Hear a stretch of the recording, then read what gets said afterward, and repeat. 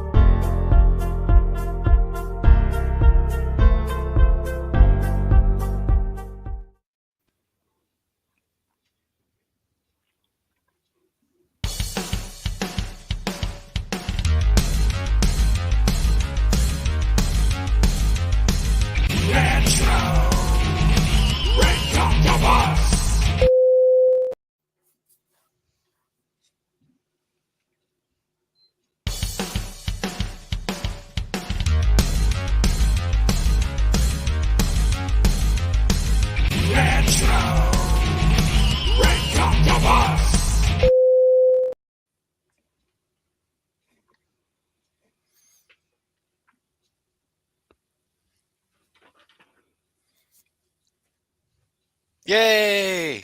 There we go. There we go.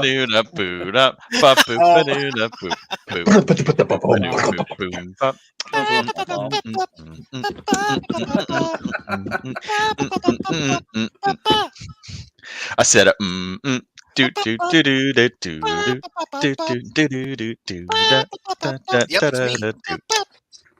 That's right. I mean, it's better than having a video play anyway. Even though Taryn went out of her way to make it, hey, I guess it won't play. So this is what we got. Hey guys. Hey, get that graphic off the face. I can't see my beautiful face. Hello. Oh, it's so beautiful. Oh, I can't see. I'm blinded. Oh, I'm blinded by the beauty. Oh. Wait, hold on. Wait, I can increase the brightness like tenfold to be like, ah. How much beauty stat medication did you eat before the show?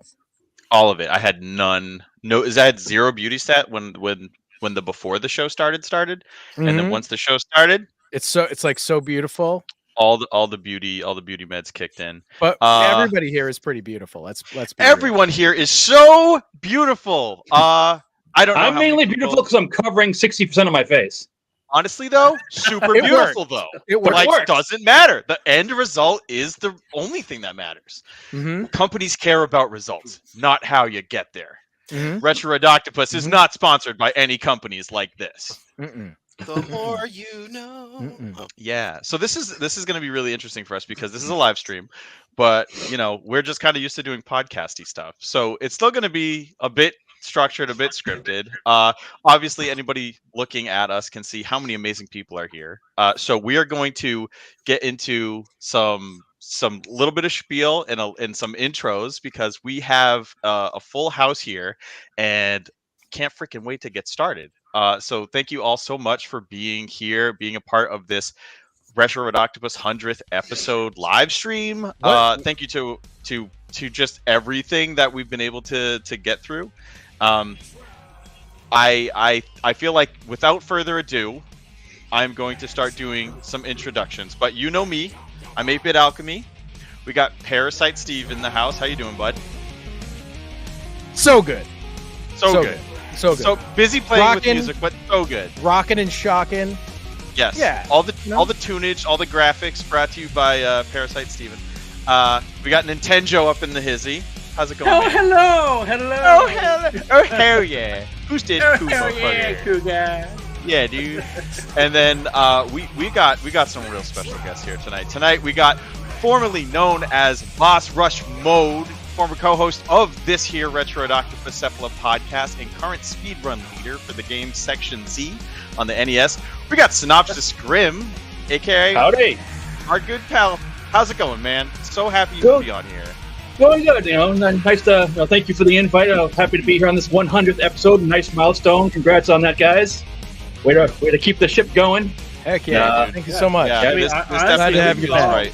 This is all you, dude. 'Cause this was your idea. So Yeah, you were the originator of this You're the concept, originator. and you You know came what? up It with would this not everything. feel right to not have you here. I'm wicked glad that this. Yeah. Well, I'm so happy to be here. Thanks again for having me on. Nice, awesome. Thank you so much. We got friend of the show, Dark Crystal and Fraggle fanatic, champion of all things Exo Squad and Pirates of Darkwater, not to mention resident turtle expert and host of the Epic Tales from the Sewers podcast, Justin Cooper. Hey! A lot of dancing tonight. We're gonna be dancing all night. It's gonna be a thing. You know what? They don't call it a dead stream. It's a live. Yeah, let's. I feel like we should be doing like power moves to like some intro to like a cool like fighting game. Like My Mega Man blaster move.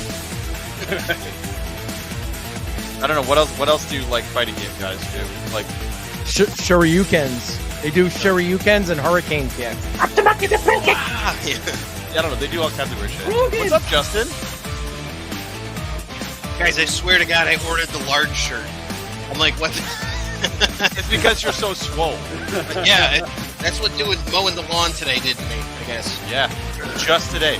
Swole You got along. all Like of your Ian beefcake over there. stat. Yeah. Yeah, dude, friggin' like game respects game. We got the queen of the Throwdown Thursday podcast, voice actor in the upcoming It Came from the 508 audio series Beneath the Red Umbrella. We have none other than Ashes Von Nightmare. Hello, congratulations on episode 100. Thank you. Thank you so much. Thank you for being here. much. Well, thank you for letting my resting bitch face grace your podcast this evening. Anytime. Anytime. It's anytime on that. Anytime. It's a very lovely face. It's not resting bitch face. It's a face we are happy to have. And also your pink microphone just like It pops. It pops. It pops. You but gotta it also stops the coordinate. pop. It stops the pop. Yes, Pops, yes, pops, it does. Pops Once without you pop. popping. So just- you don't have to. That's true. That's true. Let's keep rolling right along with these intros. We have the Amalgamania LLC, host of the Amalga Show and Tell, and co-host of the Amalga Files, as well as co-lead for the Retro Gamia video series, Ian the Boy Wonderful. How's it going, dude? It's going great. I am ecstatic to be here for this 100th episode. Hi, guys. I'm really happy to be in the building. What's up, man? Oh, What's going on? So happy. We are all a little bit more wonderful because you Just are because here I'm with here? us. Is it because of me? Yes. We've got none other than the Amalgamama, the mother of Retroids, the supreme being and Sudzomancer of Acid Kitty. We have Taryn Barber. Hello, everyone. How's it going, Taryn? Thanks for joining us. Thanks you for for putting having up with our shenanigans. me. I love it. And hold on, I'm too happy for this one. Mhm. I gotta You're ready. just. You're ready. Come on, you got this. We also have Linda the Gamer Gal.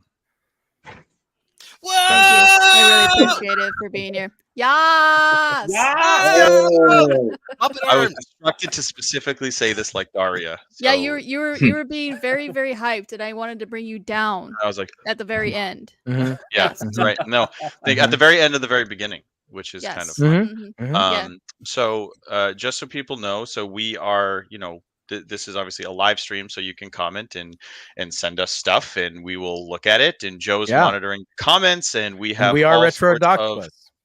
We are Retro Ridoctopus. That's Yes. the thing. Yes. And This so I'm row not right sure This row. if this which one? This row. Mhm. This way. Oh, Yeah. so everyone seems to be able to join in. I've gotten a few messages that some people are not seeing the link. So I hope everyone can find it, although it doesn't really much matter because y'all are here who found it. So I don't know what to say. But yeah, so we are here to talk about a subject that I felt everyone could weigh in on, because we always have these different retro related nostalgia topics and shit like that. And sometimes people just don't have any kind of relation to a particular thing that we cover. That's fine. There's a million things out there. But that made growing up awesome. Right. That made growing up awesome. And continue to make living awesome.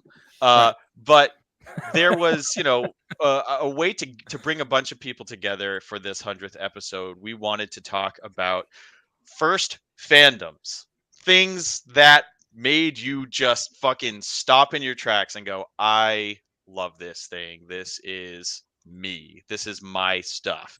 And what exactly that means for people. So we're gonna have everyone here get a chance to weigh in on that. And I don't know, I kind of arbitrarily chose an order, but I don't know how you guys want to do it. Do you want to just keep it loosey goosey? Do you want to just keep it structured?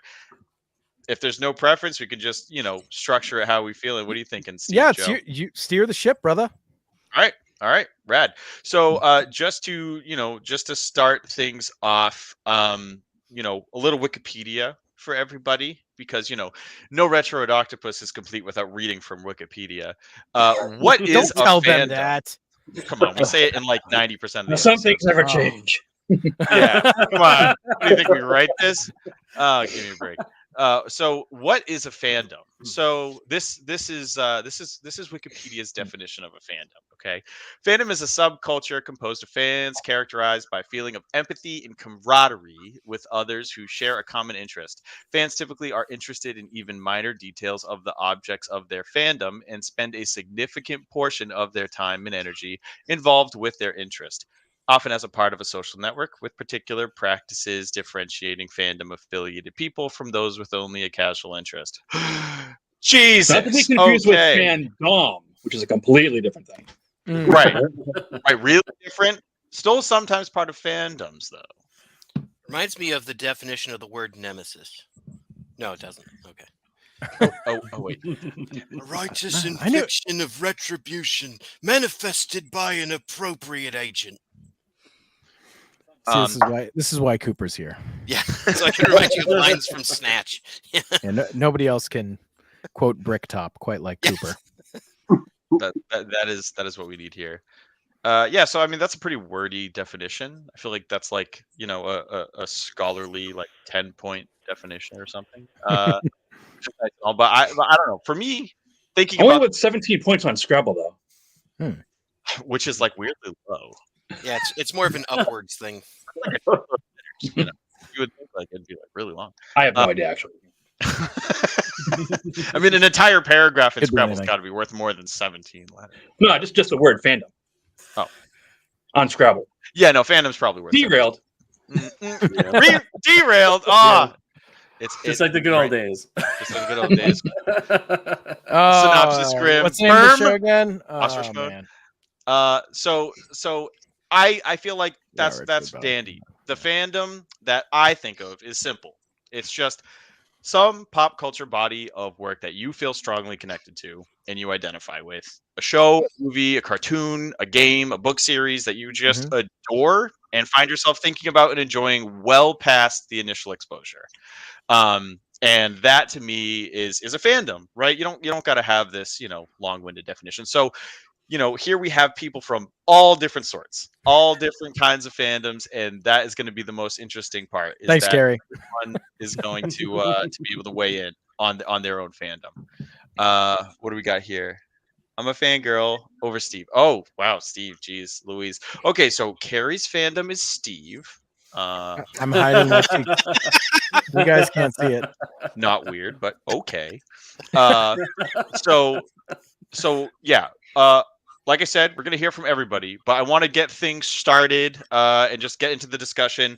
We will probably be here for 19 hours. No. So I hope none of you have work tomorrow. We won't be. Yeah. No, we will. So we're actually going to start things off with Mr. Synopsis Grim. I want to hear from you first, and I would love to get into your head about your first fandom and just what it meant to you, and we'll just go from there. And before you All start, wait, let's have the graphic because I loaded it. Hold on, wait a There second. it is. Sometimes it's like, God damn it, I put this together, I'm using it. All right. Well, actually, as a matter of fact, my first fandom happened to be a subject of a previous episode of Retro Ridoctopus way back in the day. It is the video game Pac-Man. Nice. You know, Yeah. Came to the shores of the good old U.S. of A. in 1980. It was about I wasn't about 6. Actually, no, I was about 6 years old from January to early April. Then I became 6 years old in April. Fair enough. And throughout the rest of the year. Exactly. And of course, that game took the world by storm. And I played it when there was like a bowling alley that I'm sure had it, or just going to the arcades were more plentiful back in 1980 than they are now. So everyone at some point, likely got a chance to play it, including myself, and I thought it was great. But the fandom didn't really set in until a couple of years later, for 1982, when the Atari 2600 or the VCS got the home version of Pac-Man. It's like, oh, I get to play Pac-Man at home. Okay, kinda. That version kind of blows, but at the time, home. I'm like, I'm 8 years old at this point, and I didn't care, and I still played the crap out of it. And pretty much that, year or two, I was pretty much obsessed with it. I wanted the game. I think that Halloween I dressed up as Pac-Man with a stupid, big yellow plastic, 5 face mask, whatever, and just some goop. The whole outfit wasn't yellow. It was weird. It was like a white kind of shirt with yellow sleeves, and it just had like another picture of Pac-Man on it. I don't know, whatever. It was a Pac-Man wearing a Pac-Man shirt. Right. Yeah, it was weirdly meta. You're just a kid who's wearing a Pac-Man shirt. That's the costume. Yeah, and the stupid mask, yellow mask. So, which of course had the little teeny eye holes that you could barely see out of, and you breathe for like 14 seconds, and all the perspirations are like dripping. It's like, it's all nasty. Yep. Those old school Halloween costumes. But that was that for Halloween, and of course, like the TV show I believe came out later on, like the fall of '82, and I had to watch the show all the time. They had the pasta, the canned pasta, whoever did it, like Chef Boyardee or Franco Amaro, whoever actually distributed those. I obviously had to have that, and there was a really awesome board game that me and my brothers had. It was like you'd lay out the board, and you just hope. Well, it was pretty time consuming because you had to lay out a whole bunch of marbles, but then this big huge Pac-Man thing, it would you just clunk it over the marble, and it would actually grab the marble, so it would go along the board, and it would collect the marbles as you go along. So that was pretty fun. Of course, after 15 or so, you have to dump it out in another container. So right. What can you do? It was 1982 or 3 or whenever this was. So the board game technology was only so advanced at the time. It's still pretty cool. It The fact was that just they adapted it at all. The storage on that Pac-Man was in kilobytes instead of tetrabytes. Yeah, really. That we have today. They didn't have the technology of hungry hippos yet. No. Oh, you mean just violently smashing plastic until something happens that you want to? Well, unless they wanted the Pac-Man thing to be like the size of like a half-gallon milk jug. Right. Just huge right. Speaking of hungry hippos, I can get one more in here. There's a hungry hippos at Dave and Buster's now. That's like full human size, appropriately portioned hippos, and it's awful. It does not fucking work. Shouldn't be hippo size. It doesn't work. Well, hippo sized for humans. Like if I was a hippo, it would be the appropriate size for me to have a hippo. But it doesn't work at all. The whole game of just rapidly smashing those levers. It's everything is incredibly slow. It's ba-chonk. You just can't get anything. Here's a question: are the hippos from that game Canadian, according to South Park? Oh, maybe. Mayhap. That's their heads. They're very Canadian. I mean, it's not side to side. It's more like a straight. I don't know. Right. I can see it. I mean, Facebook users just feed me, you asshole.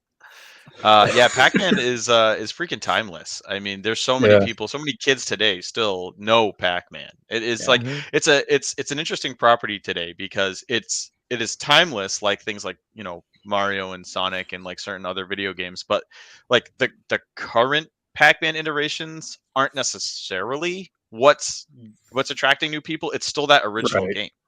Like that original game is still drawing people in. Whereas, you know, Mario and Sonic and stuff, it's like maybe the newer ones, maybe the classic ones too. But for Pac-Man, you know, with all the spin-offs, that original game just still is like a mainstay of every arcade ever. Totally. Oh, I had some before I forget. I had some vinyls too because I was some poor, like, you know, kid stuff or whatever those that line of, you know, vinyl records for like kids that have some sort of like weird Stories. crazy ass story. I remember and just some those, narrator, you know, being, you know, characters, and they were all like, they all seemed like they were like done in like, you know, a weekend. But you know, I had one. Right. Yeah, I mean, shit, they would just do anything to market whatever you could. And it's kind of funny because thinking about Pac-Man getting a board game and vinyls feels actually more like something you'd see today of like, oh, there's a board game of Dark Souls and you can buy the soundtrack on vinyl because like all that's super, you know, trendy now. It's like, wow, that's kind of nuts that Pac-Man had that going on so far ago. Awesome. Yeah, Nice. I mean, Good does anybody else have any thoughts about Pac-Man? Anyone here with us right now? I can feel your energies. I can feel you all around me. I know there's 9 of us, but it's okay to jump in. I always say my father was obsessed with Pac-Man, and my mom used to tell stories about him going to the store and leaving her waiting in the car. And he would finally get up to go find him, and he would be playing Pac-Man. Did he at least crack a window for her? I mean, and he has one of those mini arcade machines, like a console. It's not the full size, maybe like the arcade one-ups, 4 feet high, and he has one of those in the house right now. Nice. Yep. Very cool. Just true passion, right? Yeah. I have one of those. Surprisingly, it's not Pac-Man. It's the Rampage one. Oh, with Joust, Gauntlet, and I forget what else is on it. It's been a while since I played it, but nice. I remember you used to have the Pac-Man arcade machine, and you had like the turbo. the actual stand-up. Yep. Yeah, that was the best. That was super cool. Yeah, that was pretty fun. Just real quick on Pac-Man, I'll say I always thought it was interesting that it's much like Ninja Turtles. They didn't lock down the likeness rights on Pac-Man, so like they just sold it to everybody. They're like, yeah, whatever you want, Pac-Man, do whatever you want. So that's why you had like a billion versions of what does Pac-Man actually look like, because in the game he's just a pie with a piece missing, and like every drawing you'd see on he the looks screen completely different. on the side art. He's like yellow Laffy Taffy with a face, right? So he looks like that. He looks like that on the side of the arcade machine, but then he looked different for the cereal, for the bed sheets, for the like every time. And Ninja Turtles was the same exact way. They just sold it. So that's why like every single thing, I used to have like Ninja Turtle bed sheets that looked so off-brand, but they were the actual Ninja Turtle bed sheets. Right. Everything like looked like weird like kids' dentist offices. And you're like, aren't Mickey and Goofy, but what the fuck is that? Yeah, like it's like they're just like approximations, and you're like, no, this is the merch. That's what everything looked like for both Turtles and for Pac-Man, because they just didn't lock down those likeness rights or whatever. I just think it's interesting. And like I tried to look for it, but I couldn't locate them. But I know my wife, like a couple Christmases ago, it was like a stocking stuffer gift, got me like a sheet of like those. I don't know if you remember those, like those puffy stickers that have like googly eyes. It was like Pac-Man, all the ghosts and stuff. I was looking for them, but I couldn't find them. I was hoping to show them off tonight, but those were a thing, and cool. Those were fun. Nice. Damn. If only you had come equipped with them all over your face. Well, what was that? Were you into Pac-Man Fever, the song? I heard the song. I didn't have that particular vinyl, but I mean, I heard the song like 1,000 times. It's a fun song, but it's not. I was more into Dio, I guess. Yeah. I was too busy listening to Holy Diver. I was listening to like other music that wasn't from. I wasn't quite into video game soundtracks. Of course, video game soundtracks weren't really much of a thing at that point. Right. So no, not in America. But that was a fun song, though. Yeah, I know. Actually, that whole record. I'm sorry to interrupt, but that whole record had like, it wasn't just Pac-Man, or maybe that. I don't know. I'm trying to remember, because I know I've heard other other arcade games getting their own like, songs is there too? like a Galaga and like a Burger Time? Yeah, like, yeah. There's like other games that also got songs, but Pac-Man Fever is like the most famous one. Yeah. Okay. Yeah, I do vaguely remember that. Yeah, weird shit, man. I don't know. Crazy Pretty awesome, times. though. Crazy Yeah. times. Nice. Nice. All right, cool. All right, thank you you so much, dude. Awesome. No So we will problem. move on from Synopsis Grim here, and we will move to Ashes Von Nightmare. Tell us about your first fandom. So, when you asked me to be a part of this conversation, I knew that I had the right stuff to contribute. Because before I was a Barbie bitch, before I was a Disney hoe, before I was a member of the Muppet Mafia, I was a blockhead. You were a NKOTB. I was hanging tough with the New Kids on the Block. Oh yeah. My favorite picture of mine and my dad, I was maybe 3 or 4 years old. We were in Washington, D.C., the Cherry Blossom Festival. He is kneeling down next to me. I have my original hair color. Which is pink. Oh yeah, which is pink. No, I have my hair in pigtails, and I'm rocking a New Kids on the Block shirt and a pink New Kids on the Block belt. Looking mad fresh. I had They made bed those. sheets, the comforter, the sleeping bag, the bathroom. What was towel the set. sleeping bag?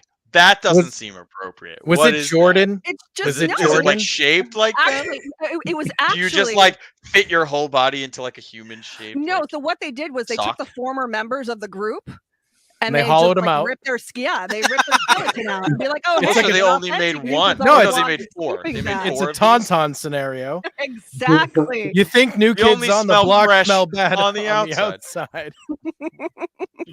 Yeah, exactly. Holy but- shit, that's dark, but that's cool. Yeah.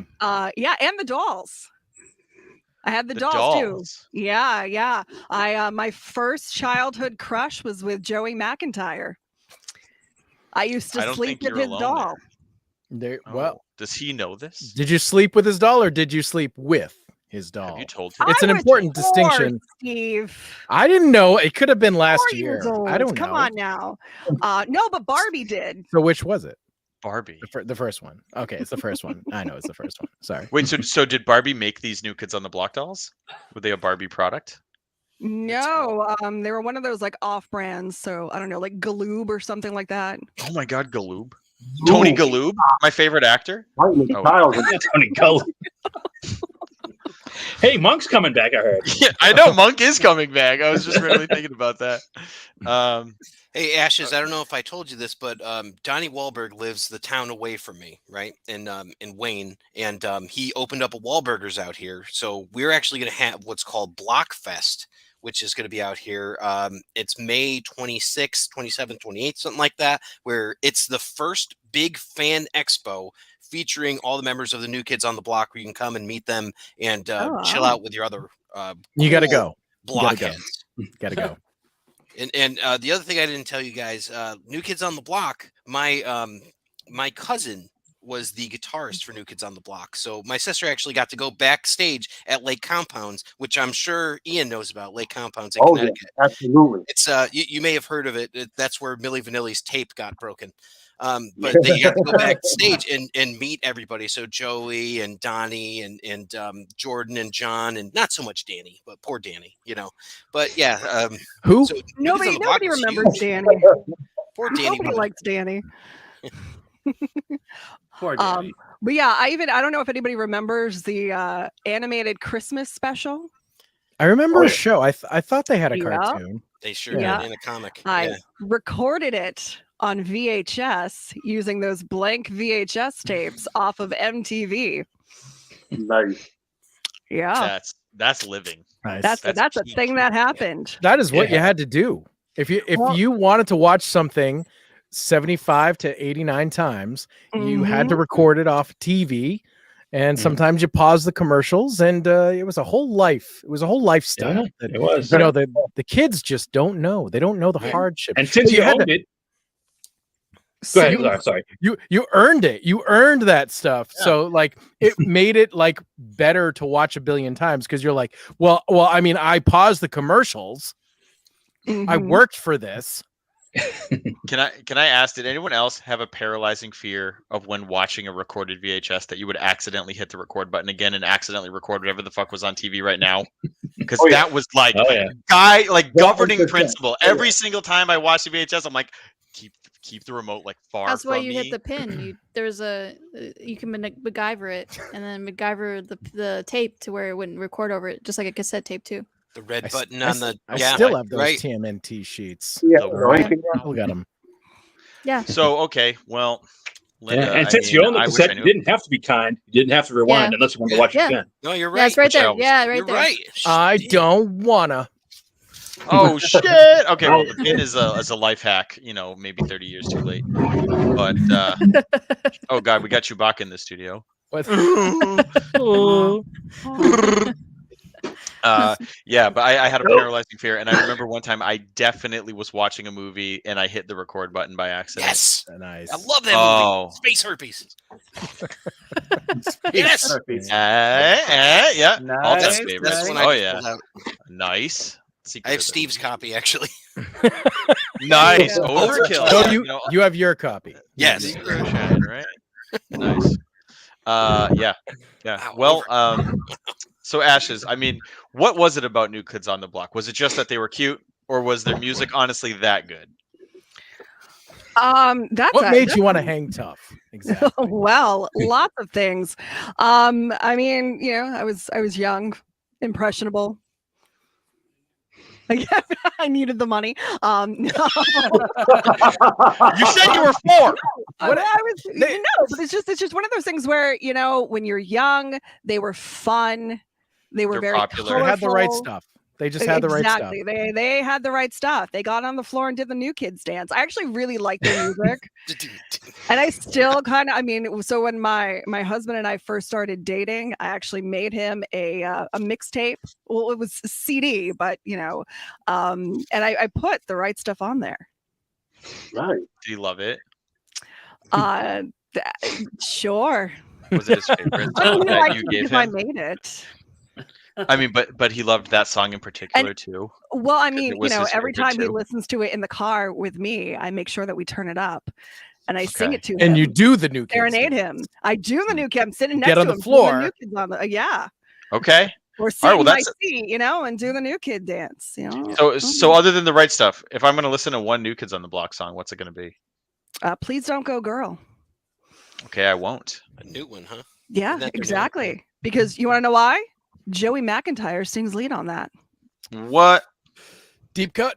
Respect. All right. Well, it is now a tab on my Google, and I will check it out. Or I will listen to it right now. I know it. That's step by step right there. Yes, it was. I have an older sister. I have an excuse. So. Oh, good. No blame goes to you then. None. All right, nice. So, does anyone else have anything that they wanted to say about New Kids on the Block? I did real quick. Speaking of, I think it was Donnie who has like the whole Wahlburgers chain. Now I've never eaten there, so I don't have any particular like opinions on like the food or anything. I hear it's good, but I remember them or him and like a couple other people like I guess who run the show at Wahlburgers were on the Phantom Gourmet one time, and the Phantom Gourmet is basically just a string of advertisements at this point. That show kind of blows now. Yeah, not like it used to be. But they were on there and they were talking about like their food and whatnot. And I guess they were asked like, well, what makes your burger so special? And it looked like he was like dead ass serious talking about like, oh well, we put the toppings on like the bottom so it hits your tongue first, or blah, blah, blah. It's like, are you guys fucking hearing yourselves? So you're telling us like the secret to making a burger taste better is just eat it upside down. The fuck you on about? we should all do that. Dude, you're not wrong, and that explains a lot because I had a burger there and they put guacamole and was it jalapenos on the bottom of the burger, and I'm like, what the hell is this? Yeah, it was. What did you put all the toppings in the basement for? Yeah. So now they should be called toppings at that point. They should be called bottomings. Yeah, it's like battle. Right. Cooper, did it hit your tongue first or didn't it? I mean, Right. did it? It was absolutely unnecessary, and it was Donnie's favorite. So I was That's like, not what a the hell? no. That's not. I think it Hey, hit if it works, I guess it works. I'm not a burgerologist or anything, so No, they're. I'm not the one with a chain of restaurants. So what the hell do I know? Their tater tots. They had barbecue chicken tater tots that were out of this world, and then everything else on the menu was like, all right. Were they Not as made good of as the tater barbecue or were they made of tater chicken? tots. No, they were actual tater tots with you can get them with like crumbled pieces of chicken, like barbecue chicken on them, but like the barbecue sauce and like corn and stuff like that. That was out of this world. Like I will go back just to that and everything else. Nice. You know, they're like, oh, our big thing is we make onion straws. And I tried it. I'm like, what is this? I'm like, this goes on top of a casserole. Be gone. You know, be gone from my sight. Yeah. Come back when you have green beans. Yes. Great. Now I gotta have Donnie Wahlberg for lunch tomorrow. I mean, every like chain, every restaurant needs their lame claim to fame, right? They already had like a decent claim to fame, which was the Wahlbergs. So like, you know, okay, everyone knows these people, but put the toppings on the bottom. They have the gift shop. They have a Donnie Wahlberg gift shop. Bottomings. So, yeah. Is that like the Cracker Barrel Yes. thing, except just only Wahlberg stuff? You are absolutely like while I'm 100% waiting correct. for my food, I can go buy a bunch of Wahlberg shit. Yes, and different kind of cracker. Did you say you wanted to see a Spencer Confidential signed thing from the Netflix movie Spencer Confidential? Yeah, that's there. You know, a signed poster of Dreamcatcher. Yeah, that's there. You know, Steve, you didn't even want to sell your own book on our podcast, and yet these guys are over here selling their own crap out their own damn restaurant. That is true. But so to put a button on NKOTB. Do you listen to them today? Ironically, sometimes is that like a thing that happens? I listen to a lot of things ironically, so yes. Okay, we'll take it. Except for Alanis Morissette, weirdly enough. Yeah, isn't it ironic? Yeah, don't you think? None of the stuff in that song is actually ironic. It's just coincidence. But yeah, awesome. Very good cool.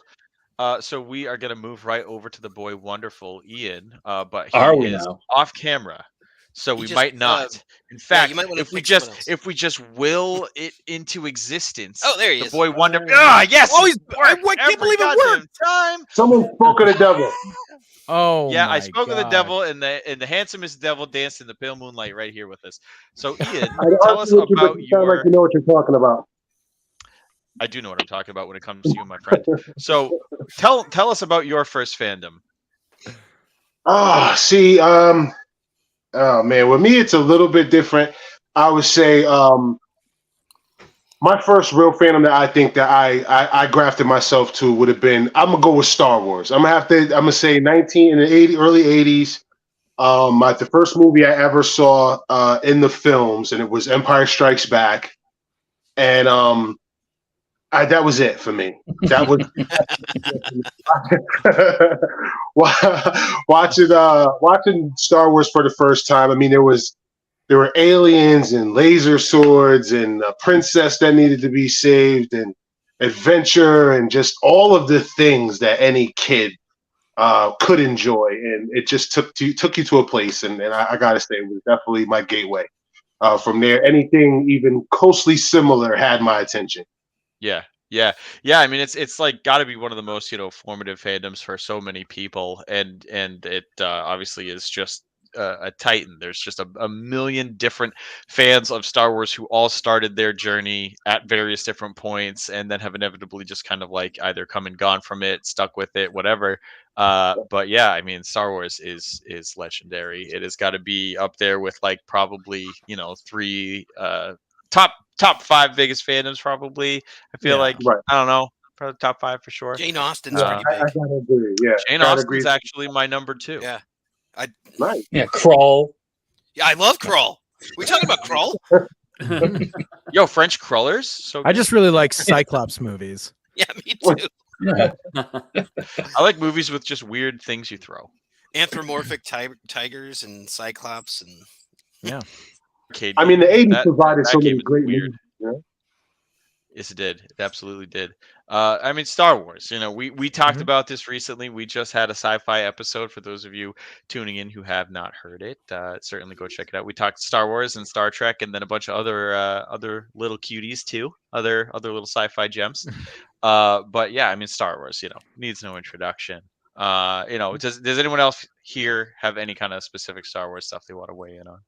Battle for Endor, Caravan of Courage. Were Yes, those big dude. in your fandoms like they were in mine?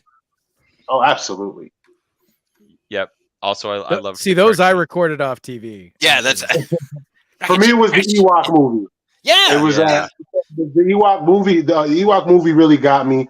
I think we were left. All of the Star Wars fans were kind of left with that Return of the Jedi kind of hanging in the wind, and the Ewok movie was the next best thing that we could get to, I guess, another Star Wars movie. So I definitely remember having that on a VHS tape. What about the Star Wars holiday special? Thank you. What I about was really hoping someone was going to mention You that. know, It's the best Star Wars film that's out there. Have any of Okay. you? Okay, Written did by any Bruce of you Valanche. see it organically? one of them. Like when it came No. out. Did was No. it because ABC? Did it come out on ABC? Because it was only broadcast one time. Right.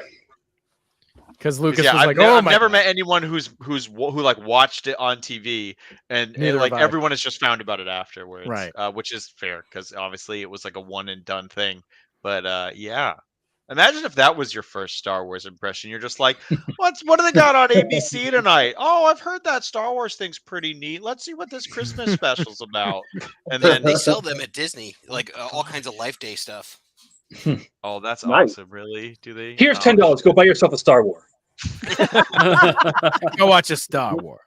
But I feel like I got to cheat here a little bit. And although Star Wars was my first fandom, and I think it was my first gateway into all things nerd, it was the Teen Titans that really did it for me. The Teen Titans kind of brought me into my love of comic books, and I think that's where it really started for me. My landslide into fandom, into nerddom. Wow.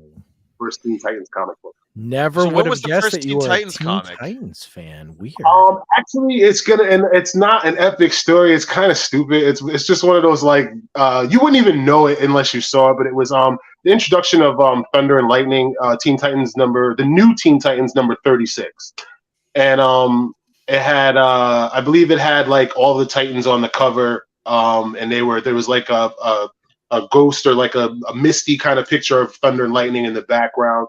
And they just look so cool on that cover. I think it was either 36 or 63. I always get the number mixed up in my head, but I actually have the book hanging on my wall. But yeah, I saw the pictures and I read the comic for the first time, and then the characters really got me. I mean, I was a kid at the time reading it, and Robin really did it for me, like because they were all kids. Like the Teen Titans were kids. Right. They weren't like Superman, Batman, Spider-Man, grown-ups or people who are adults that You kind can of relate way more to the Teen Titans. Exactly. You can put yourself in their shoes, which is like as a kid, that's huge. That's like everything, It was- really. yeah, it was when you really can good. just like put yourself in that spot. So I'm curious, what was the roster when you picked up that first issue?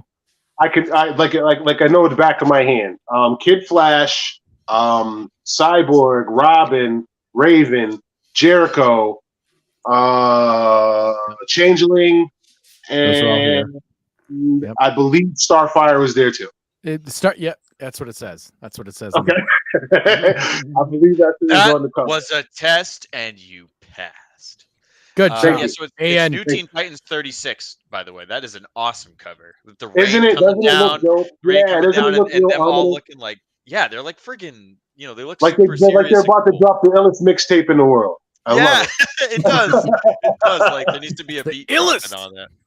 So well done. But yeah, I think it was the relation to the characters, and more so, I think more than any of the other characters, it was Cyborg.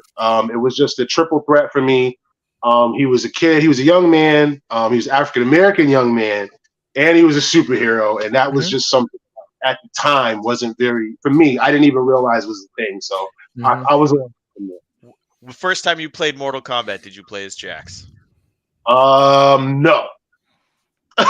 Mainly because he's not in Mortal Kombat. No, but he's not in the first Mortal Kombat. Well, Mortal Kombat 2. Mortal Kombat 2. No, my first character from Mortal Kombat 2 was hooked on Sub-Zero. Sub-Zero was my default.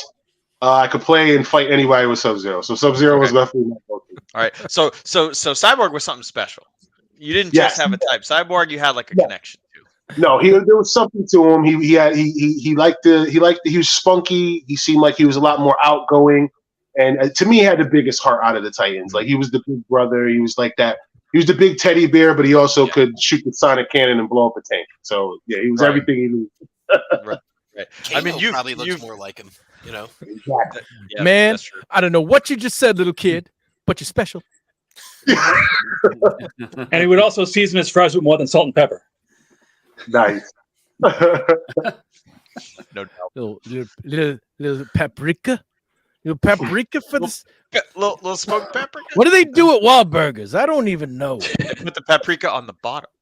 Oh, they put the white gravy on the bottom of the fries. They do. They actually put the top makes the bottom on the container bottom very too, and soggy. the bottom one on the top. Yeah, Very soggy fry container filled with. Man, the you white can't reverse sawmill everything on gravy. the burger. Then it's just still a normal burger.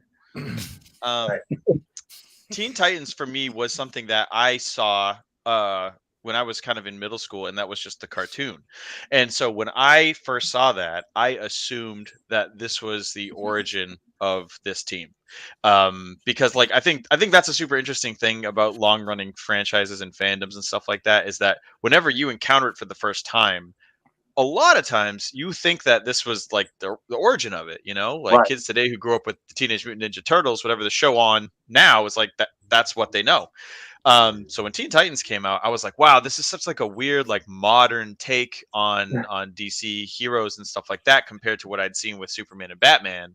So, you know, that really threw me. But to, you know, to then find out that like, no, this was a long running comic series, and there were tons of people that were way into it, and, you know, definitely took itself seriously enough. It was, you know, fun for, you know, kids to read and stuff like that.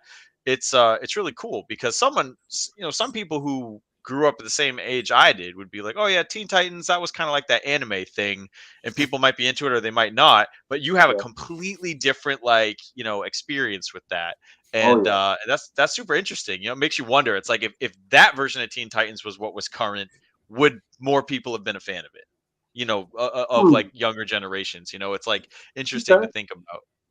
Yeah, it is. I've actually watched the cartoon a couple of times, in the original cartoon and in the Teen Titans Go. Being a huge fan, I watched both, and that would be an interesting take on it. I would love to see, you know, how that would work out if back then that was the media available and how I would have reacted to it. Whatever had the same reaction.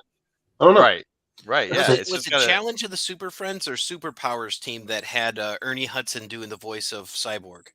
I believe that was not. It wasn't the Super Friends. It was the other one. Superpowers. Yes, I believe it was Superpower, because he did Vulcan and he did Cyborg. Yeah, it always freaked me out because they didn't give him Winston on the real Ghostbusters, but he, you know, they're like, oh no, we're gonna give that to Arsenio Hall, but then it's like Ernie Hudson's over here doing the voice of Cyborg. I'm like, all right, whatever. You know? Right. It worked. It worked real well back then. That is for sure. I mean, you know, it is a team that has stuck together through a lot of different iterations. But awesome. All right. Anybody else have Teen Titans stuff they want to mention? Going once. Just Young Justice is like kind of seems sort of similar, and that's like, I don't know. I know it's like really impossible to say there's a better DC cartoon show than Batman the Animated Series, but I don't know, man. Young Justice was amazing. I didn't see I didn't see when they brought it back for HBO, like, so I only saw seasons 1 and 2, but I saw season 1 and 2 3 times each, and like I cannot state my love for that show. And that show won me over because I wasn't a fan of those characters like you. So I wasn't a Teen Titans guy, and I saw that and I'm like, oh, this looks really awesome. I love the drawings. And I'm like, oh my God, the storytelling in this show is better than anything. It's so good. And the way that they use the Justice League members as like cameos, and when they would show up, you'd be like so excited.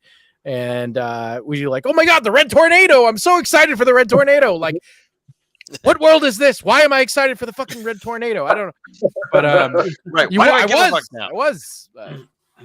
Anyway, Nah, it's all, Young Justice is amazing TV show. I love it. It's Yeah. definitely probably the best rendition of what I imagine. Like if you were to modernize what I saw on that comic, on the same comic book page that you were talking about, Tim, it would have been Young Justice. It would have been some version of Young Justice. Yeah, definitely. 100%. Like that Yeah. tone and that like level is definitely something you'd get out of Young Justice and less Teen Titans.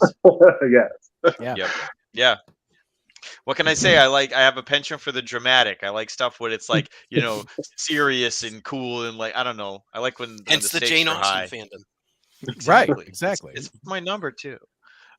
So awesome. Thank you so much, Ian. I am going to throw things over. Hold on. I have to wipe the joy from my face. Okay, I'll cover up my cheeks. I'm gonna throw things over to Linda, the gamer gal. Thank you, 8-Bit Alchemy. I appreciate that so much. No problem. Get the mood lighting. No problem. You guys calm down. So these are our Daria impressions, but it does feel a little bit like bedroomy, but like whatever. Daria It had is a little bedroom. sexier now. It is. Yeah. I was going to say It that. is. It is. Spice It it is. up. Yeah. So Linda, talk to us about your first fandom. Well, it's a toss up because I don't really remember. So I'm going to talk about two. And Perfect. the first one's going to be Gem and the Holograms. Nice. My family had the VHS tapes, which I still have to this day with me. And they're all beat up and they were all taped up. But yeah, the show had 2 intros. That's how badass it was. And had, the after school special commercials in between. Why did you do that? That's so wrong. You should be a better human being. Nice. Gem expects more from you. Yeah. That like just all the soundtracks. I still listen to them as I work. I still have them on repeat. Nice. And then Is it movie was true? okay. Are the Misfits better? Are their Yes. songs better? I do agree. I like them Okay. though. Mhm. Okay. With or without Danzig? I don't know. And then the second one is X-Men because I really don't remember which one I started with first.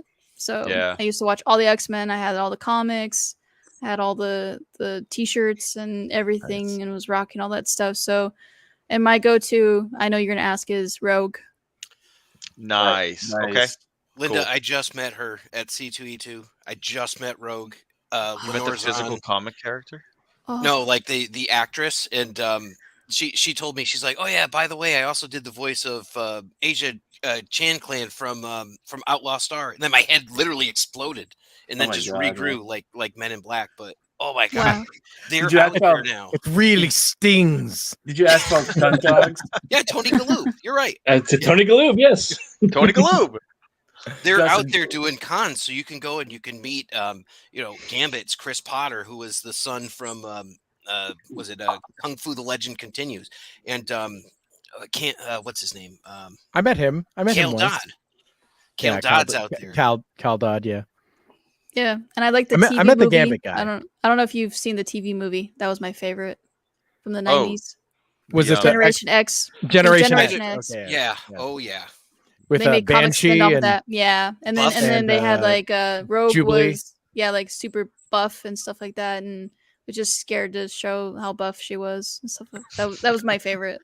That Did you ever TV see the movie. Pride of the X-Men? I vaguely saw it, and then I was doing something. So what a piece of fruit. Yeah. So what's the deal? It was like a failed pilot, like a 1-episode failed Ah, pilot. she's just a kid.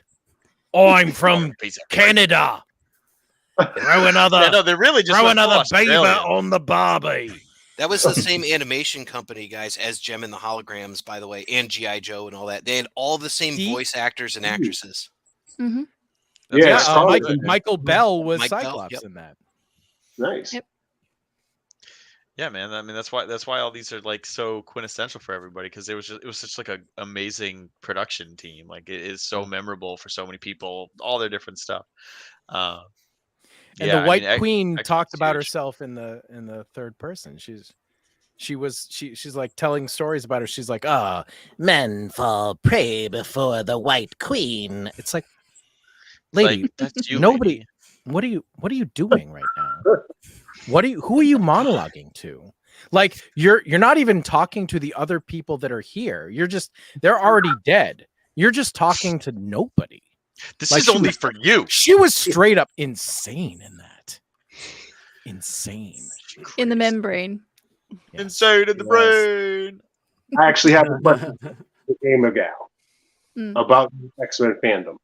Because you mentioned that X-Men might have been one of your first fandoms, but which part of that media? Was it the comics? Was it the TV show? Was it which was? It started with the TV show and then worked its way to the comics. And then when the Phoenix saga started, I was just like blown away. And they didn't do it right with the early 2000s movies. I didn't like the Phoenix saga, how they did that. That's actually why I asked. I was gonna give another notable mention to the Phoenix saga. That was the first graphic novel I ever read. So yeah, that's all. I have it still. It's still wrapped up in plastic. The original one I read. Yeah, it's an amazing story. I could definitely see why the X-Men were your gateway. Oh yeah, that's for sure. That's got to be one of the all-time greatest like story arcs in comics because like easily it's like it's right up there with Pac-Man to classic gaming. The Phoenix saga is to like classic comic story arcs. Like everyone has heard of the Dark Phoenix saga. Like even if you've never read it, it's so freaking just like seminal. And that's definitely one that I've always wanted to read the whole thing. I've never gotten to, but yeah, it's incredible. The good part is when they get to space and deal with like, go meet the Shi'ar and Gladiator and all that good stuff. And they're just mad at Jean Grey for once being the host of the Phoenix. And she's like, look, I'm better. I'm better now. Get off the drugs. Stop doing the drugs. She's like, I haven't had a flare up in quite some time. Yeah, that's exactly how that went. Come on, just one bump of the Phoenix. Come on. Oh, no, I'm off of it. I'm off of it. It's in my daughter. You can't from the future quit now. Cold Phoenix. You can't do that. No, I didn't read a whole ton of like X-Men. I mean, I read a few of them like way back in like the late 80s, early 90s or whatever. And the one thing that kind of stuck with me a little bit, there was like a few characters like Colossus and Mr. Sinister were like the two that really stick out the most. For some reason, those two were wearing the most fabulous, come F me boots like ever. You look at like old pictures of Colossus and Mr. Sinister, they got the thigh high like leather boots going on. So and it's like, good. hey, yes, you be fabulous out there. Yeah, they don't draw them like that anymore. They need to keep doing that. Actually, the very first panel in Giant Size X-Men. Oh, there we go. Look at those. Yeah, there it is. I remember the very first panel of Giant Size X-Men #1 where they introduce Colossus and Storm and Nightcrawler and they just join the team and they appear for the first time as a team and they're all wearing their costumes. I just remember specifically Colossus has like a line where he's like, "Oh, these American clothings are great. These beautiful." Oh, and I'm just like, dude, what are you wearing? Like you have no issue at all with those Flash shoulder Gordon. pads. He watched Those Flash shoulder Gordon. pads. Yeah. And like, I mean, at least Nightcrawler was like a circus guy. Like Peter Rasputin worked on a farm. He was like a guy who pushed a plow. Like just like the Guar song. Have we ever gotten the origin story of Colossus's outfit? Have we ever? It was just Dave Cockrum. Poof. No, you're right. He was he from Russia? I forget. No. Yeah. No, okay. Not Cockrum, but Rasputin was. I mean Colossus. Actually, wasn't it? So it has to be red. That's all. Yes. Yeah. Right. They're like, make it red. They're like, Red's the only criteria you gave me. I'm gonna go fucking nuts. It's like, okay, well, you made it red, but Jesus Christ, the rest of it. He's like, you said red. I like the I made boots. it. It's awesome. Specifically, like the boots. I like them going halfway up to my crotch. It's very good. The higher the better. Very good. Very good boots.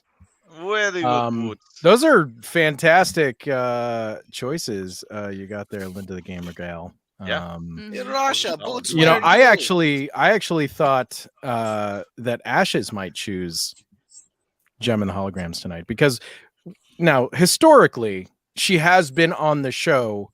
I have too. Talking about it's a head-to-head match. Well, because I talked about Power Rangers and Pirates of the Dark Waters last time. So, but then I remembered I was also a fan of X-Men. See, my childhood was just every 70s, 80s, and 90s because of all the generations that I grew up that had all the VHS tapes. So I was exposed to a lot of stuff. Give me Elephant Show any day. Oh wow, Skidamarinky Dinky Dink. Yeah, Skidamarinky Doo. I love you, and by you I mean everyone here. Yeah, you're all wonderful. Yes. So we are She actually came in going on a spider's web. She did. It's crazy. It made no sense at the time. There was no context, but now I understand. There was Skinamarinky stuff going on. Skinamarinky business stuff. I don't know. Stuff Shenanigans. I was trying to combine Skinamarink and shenanigans, and my brain broke. Skinamarigans. Skinamarigans. I couldn't do it. It can't be done. File not found. It can't be done. Try, yeah. Yeah, try again later. It's something like this. Linda, I'm a big X-Men fan going way back too. I loved Uncanny. Uncanny was is basically my big long running, like from the 80s title that I have read a lot of, like 15 the or Uncanny, more years. I will say the covers were awesome. Like they just Uncanny is so good. Yeah, they had some great ones. Wolverine, all the they would just mesh up like a lot of cultures and put them together.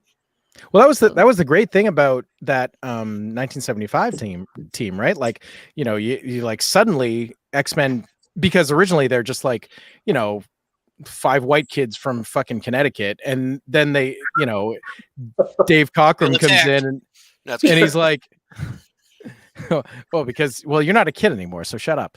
But hey, shut up, you. But it's you got a Canadian, an African lady, a German blue guy, technically Sunfire was there from Japan. You had Banshee for a minute, who was from Ireland. You had Thunderbird, Native American. I mean, like all these, like it was just the international team, and I think that's truly what made X-Men special. But it like for the first 10 years or something. I mean, I don't think it started in 65. I think it started in like 67 or I can't recall exactly, but 73 is when Giant Size came out. No, 75 is Giant Size. Is it? Yeah. Yep. But I don't remember when the original #1 came out, but there was a good amount of time there where they're just like, 5 white kid preppies. Yeah, just the mayonnaise mob. Yeah, pretty much. Yeah, pretty much. Even you can't even count like Beast as a blue guy because he wasn't then. Nah, he wasn't. So nope, he was mayonnaise. But yeah, I mean, awesome. I love the internationality about there's so much inclusivity with X-Men, and they were doing it in 1975. So. Yeah, pretty cool. Got to be a huge factor why it was so popular. I mean, it's such a visual spectacle. There's so much to look at, but there's a character for everybody, and that's another great series that has had so many like substantial, awesome iterations over the years. Whether it was the comics or the various different cartoons, or I feel like most people who have been a fan of the X-Men, comics or cartoons have played an X-Men game. Like most of them are honestly, or a lot of them are pretty good. The NES ones are a little iffy, but I think that it is a amazing series, and I cannot wait for it to have a really substantial new entry going forward. Because X-Men rules. It's so they are bringing back the 90s cartoon show, and a lot of people are pretty happy about that. So. Yep. Which is awesome, and that's definitely all playing on nostalgia and stuff like that. But hey, that's what it's all about for a lot of people. Yeah. Awesome. So here we are. We are pretty close to the end of the first half, but we're gonna do one more, and then we're gonna do some different stuff.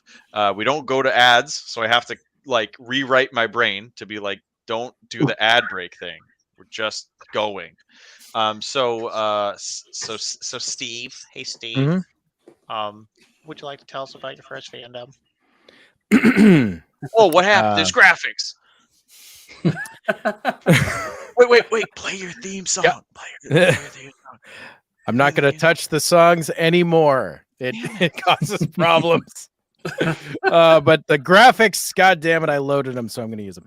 Okay, so I wanted to pick something that was I really could have chosen so many. I wanted to pick something I knew nobody else would go for, and damn it, I did New Kids on the Block. I don't think anybody in, even because we asked this, the Octoponder this. I think like in the group, nobody picked this either, although there are a lot of answers.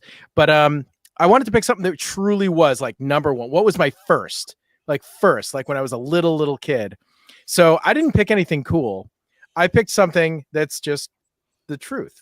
Like the first thing that I was so into that I like had to watch when it was on, and I started thinking about it like even when it wasn't on, and I was anticipating the next day's episode, and I was, into the characters, and there was like actual, I talk about this all the time, the world building aspect where you have characters that you don't see all the time, but they are there, they exist, and now they live over there, and we're going to meet them later. So what the hell am I talking about? I am talking about the Flintstones. Did you guys hear that? There's like there's cars. I don't know. No. I'm talking about your house. Mr. Rogers' Neighborhood. Wow. Oh my God, the deep lore. Like Lady Elaine? Yep. Yeah. Okay, Like so Mr. Rogers' Neighborhood. I loved this show so much when I was like 3 or 4 years old. Maybe even younger. Honestly, I'm not sure, but it ran, you guys ready for this? For 31 seasons and 912 episodes. Wow. From 1968 to 2001. It's an American half-hour educational children's television series. It was created and hosted, of course, by American treasure Fred Rogers. And he did host every episode. And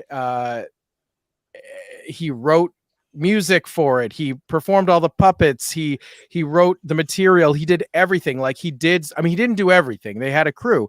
But this was seriously an amazing show for little kids that nothing else was quite like it on the air. So, okay, I know that's easy to say, right? Well, I found this really cool quote.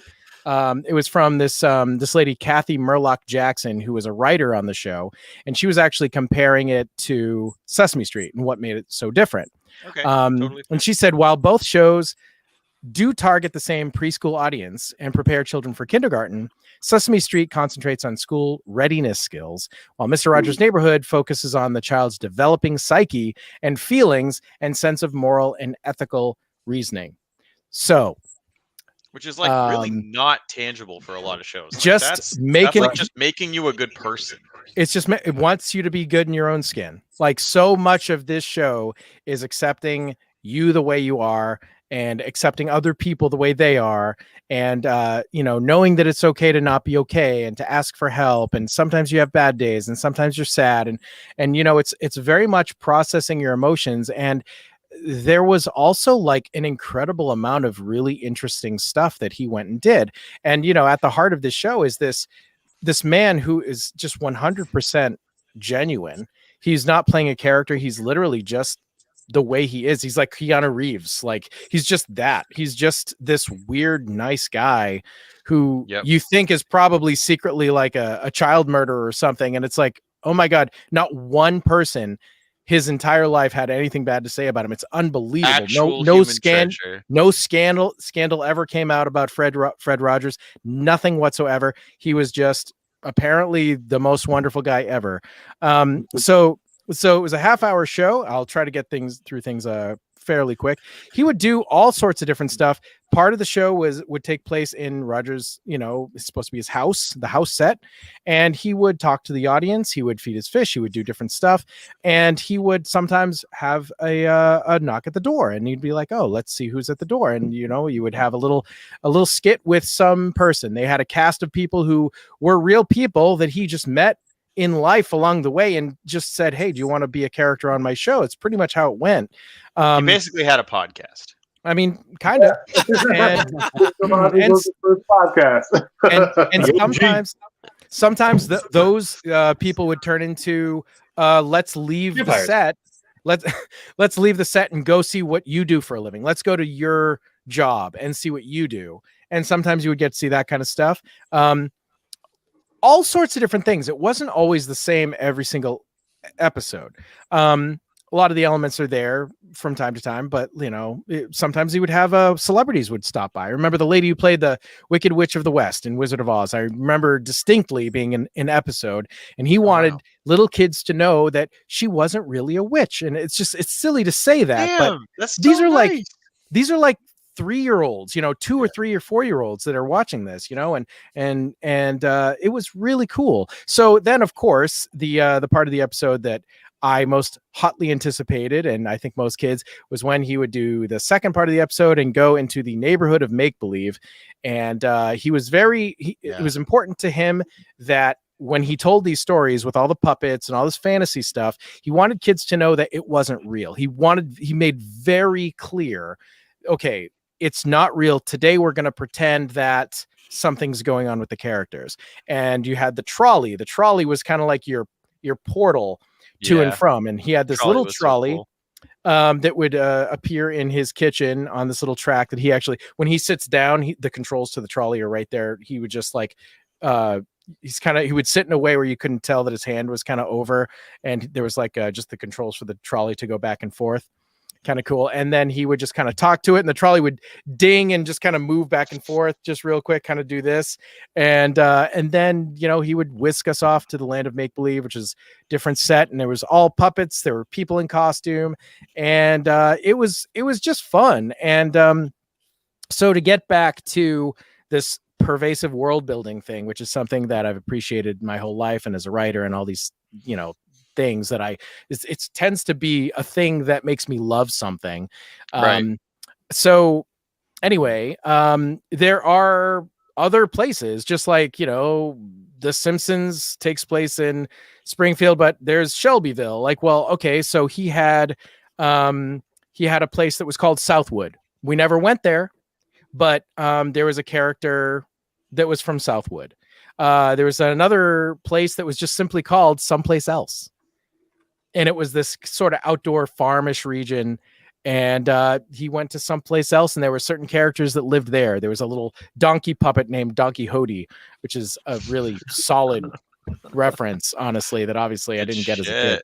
Donkey Hody. Yeah, Donkey Hody. And then this is the main thing I wanted to mention. So there was this character. I don't remember if they ever said like where he was from, but he would visit from wherever he was from. And his name was just, on the show, it was just Reardon. And I hated saying that name. I couldn't say the R's. I was bad with the R's when I was a little kid. Yeah. When he would appear, it meant only one thing. And I'll get into that now. But first, I got to explain the way that this show would air is it would be on every day, right? So Monday through Friday would kind of have a theme. There would be certain things that would recur from Monday's show to Tuesday to Wednesday, like depending on what was going on, just in general. Well, when Reardon would show up, it would always be on a Monday. And who was Reardon? He was played by Metropolitan opera singer John Reardon, who was known in the neighborhood of make-believe simply as Reardon. So this guy was actually a classmate and friend of Fred Rogers. They went to college together. So, but he was literally an opera singer. And when he would show up, it meant that on Friday they were going to do one of the neighborhood operas. And let me tell you, this was the first event television or event anything that existed in my life. Before WrestleMania. I'm telling you, the neighborhood operas was such a big thing. Me and my mom, like, we would get so psyched, or maybe it was just me and she would, I was 3, so it felt like she was excited too. But so basically this is how it would go. Reardon appears on a Monday, visits the neighborhood of make-believe just because he's visiting, like no specific reason. And then there's this character, King Friday, who is a kind of a douchebag, but he's the king of the kingdom. And they sort of talked like this, oh, Reardon, oh. And the second he would see Reardon, he's like, oh, we're doing another opera. You're doing an opera. I need you to do I command you to do an opera. And Reardon would be like, okay, that's not why I came, but all right. So he would be commanded to give him an opera on Friday of that same week. And that's how Monday would go. And then Tuesday, Wednesday, Thursday, basically he would be like Reardon working with the different characters that are on the show, puppets and humans alike, and just kind of figuring out what it was going to be. And the opera would develop, kind of organically, and children maybe that was me. You were children. Hold on. There was a big beep. I'm sorry if that was me. I couldn't hear it. Didn't hear Oh, good. So I guess it was me. So basically, he's just kind of figuring. So one character would be like, "Oh, you know what? I want to be a cow this time," and he'd be like, "Okay, you want to be a cow," and somebody else would be like, "I want to be a porpoise," and be like, "Well, I want to have porpoise." Okay, well, I guess I'm writing something with a cow and a porpoise, and it just kind of went like that. And the stories were very random and different and stuff. And what basically the purpose of it all was, the way that they decided that this is how we were going to do it, is they wanted kids to learn about process, just how things are developed, how things are made, like what goes in, how's the sausage made. It starts with a lot of different ideas. And then everybody comes together and has to kind of work together, and they turn these random, unrelated, crazy things into one cohesive thing. And that would be the opera. At the end of the week on Friday, the whole entire episode would be devoted to that opera. So you would like very, very small, very reduced amounts of time with Fred Rogers. He would just go pretty much right to the make-believe, and you'd spend half an hour on the opera, basically. And everything was sung, nothing was spoken word, everything was sung, and there was a story, and different people got to be the lead different times. And it was just a really big deal. Whenever Reardon would show up on a Monday, it was a big thing. Like I cannot stress that enough, how big it was and how excited we were to continue the story. And then Friday was gonna be the day.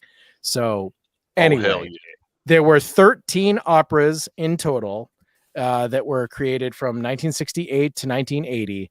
And Fred Rogers wrote and composed them all. They're all the music, all 100% him. Wow. That's an impressive friggin' resume. Pretty crazy. So Fred said of the operas, it helps children to see people dressed up in costumes, pretending and singing their thoughts instead of saying them, knowing it's all right to sing sad and angry songs, as well as happy, carefree ones.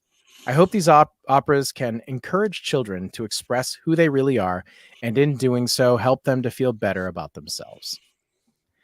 So, this is pretty much all I have to say, but I will note that Fred Rogers did die of stomach cancer in 2003, only 2 years after he wrapped the show. He literally filmed right up until the end. He was only 70. He was only 74, which seems crazy. He started his first show was not this show. He was in a. He is from America, but his first show was actually in Canada, and a lot of the puppets that he ended up using. Canada, were they have fruit? Piece of fruit. Where they eat pieces of fruit. I have a really good Canadian impression. Oh, you want to hear it? No, I don't. No. Did you ever see the blooper?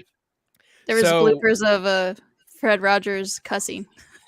Oh, that's got to be amazing. Whoa. It's got to be like that's like a black market special. Like it was yo, I can never find it again. I saw it one time, and it was all the bloopers of him, because they would mess with his sweater. They would mess with the sweater so that it wouldn't go up all the way, and then you just heard a bleep, and he was like, "Who did this time?" And then that was it. But his swears were probably like "Oh, spaghetti." They were very gentlemen. Fred, you can't say that. Mother. It's not okay for 3-year-olds to eat spaghetti. So over his career, he received more than 40 honorary degrees and several awards, including the Presidential Medal of Freedom in 2002.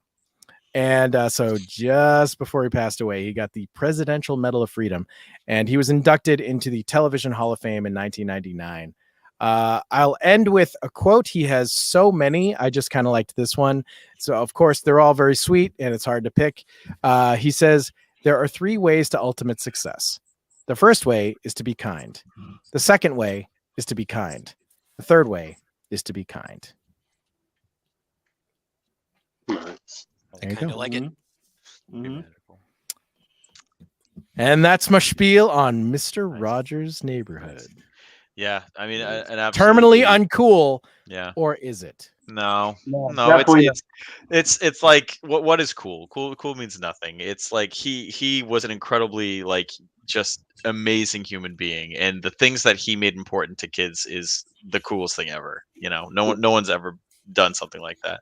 I do want to visit some more on Mr. Rogers, but before we do, we have to bid adieu to the boy Wonderful. He's got places to go. He's got bread to win. He's got bacon to make. Man's got places to be. We can't be locking them down for this whole time. The Wonderful can't be contained to just one square for so many long hours. Thank you so much, Ian, for joining us on this episode. It's been super awesome to have you here weighing in. And Heck yeah. man. Well, before I go, I just want to say happy 100 episodes to my favorite Retro Ridoctopus guys. And There it is. and I hope you guys have 100 more. Hell yeah. Thanks, Thank buddy. you so much, man. Yeah, we'll catch up with you soon. All right, man. Play him out, Sam. He's already gone. It's too late. Oh, okay. Well, all right, we're done. Yeah, Mr. Rogers, just really an incredibly special person. And I mean, I watched it all the time growing up, but it's kind of it's a thing that I would never think of as a fandom. But that's really cool that you chose that. And it's like it's a fandom for things that he taught you that you. It's not like you think about it because you're like, oh, remember this really great episode. It's like, remember that lesson that like Mr. Rogers gave me. You remember that that thing that I think about that it's like maybe how to be a better person. Like those kinds of things to be memorable for kids. That's pretty awesome. That's like that's the best. Yeah. Very cool. Anybody else have thoughts on Mr. Rogers? Do you remember all the puppets' names? I mean, I wrote some down, just random ones. There's so many. I mean, there was Daniel Striped Tiger, who lived in a giant grandfather clock. There's X the Owl and Henrietta Pussycat. Henrietta Pussycat was super annoying, and her deal was she said meow meow before everything. So it was just Fred doing her voice, so it sounded like a man doing a girl It was voice. like Carol Channing. He was like, Meow. oh, meow, meow. Oh, what's meow, meow going on, meow, meow? She was the worst. There was King Friday the 13th, Queen Sarah Saturday, Prince Tuesday, which I guess Prince Tuesday has the designation of having the most versions of the puppet made. Like some of the other puppets, there was one. Really? Yeah. Like And Daniel there Striped was Tiger. apparently 4 Prince Tuesdays. He kept changing the face. If you look up Prince Tuesday, Mr. Rogers, you'll find versions of the puppet where they look nothing alike. The face, he kept trying for some reason. He kept not being happy with it, I guess. I don't know. There's also Lady Elaine Fairchild, which was the ugliest thing you've ever seen. Yes. In your entire life. Basically, she's like this witch looking lady who lives in, it was called the Museum Go Round. It was this like spinning museum with multicolored pillars. It was very, very weird. She wasn't a bad guy, but she looks like a villain. She was more like the trickster. She would kind of stir up trouble, but really she was kind of just like speaking truth to power a lot of the time, that like stuff people wouldn't say. So she really wasn't a bad guy at all. There's also this weird mole guy I forgot all about. He was corny, Cornflake S.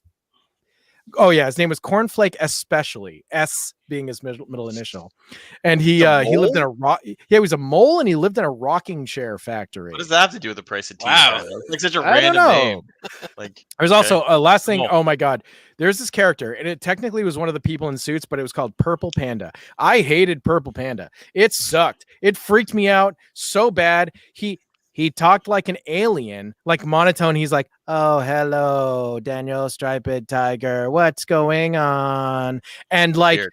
he was a purple panda, but like, there was also this weird, like musical, like tone thing. Like somebody was kind of just messing around with the Casio keyboard. They're like, meter, meter. It's the music to pod. Like, I don't know, like when he talked, it wasn't his theme music. It was like helping him as he talked. It was Weird. wicked weird. Like I really was unnerved by Purple Panda. And I knew as a kid, like I probably shouldn't be. Like there's nothing actually bad about him, but Nothing like scary. I'm just scared. he just bothered me. I was like, Yeah. I don't Sometimes like that's you. the worst bother of all. Is the bother I you was can't put your I was finger on. all bothered. Yeah. I was all bothered. Hmm. But yeah. I was a big All right. Mr. McFeely fan. Speedy Delivery, neighbor. You know, Yeah. I loved him when he would show up.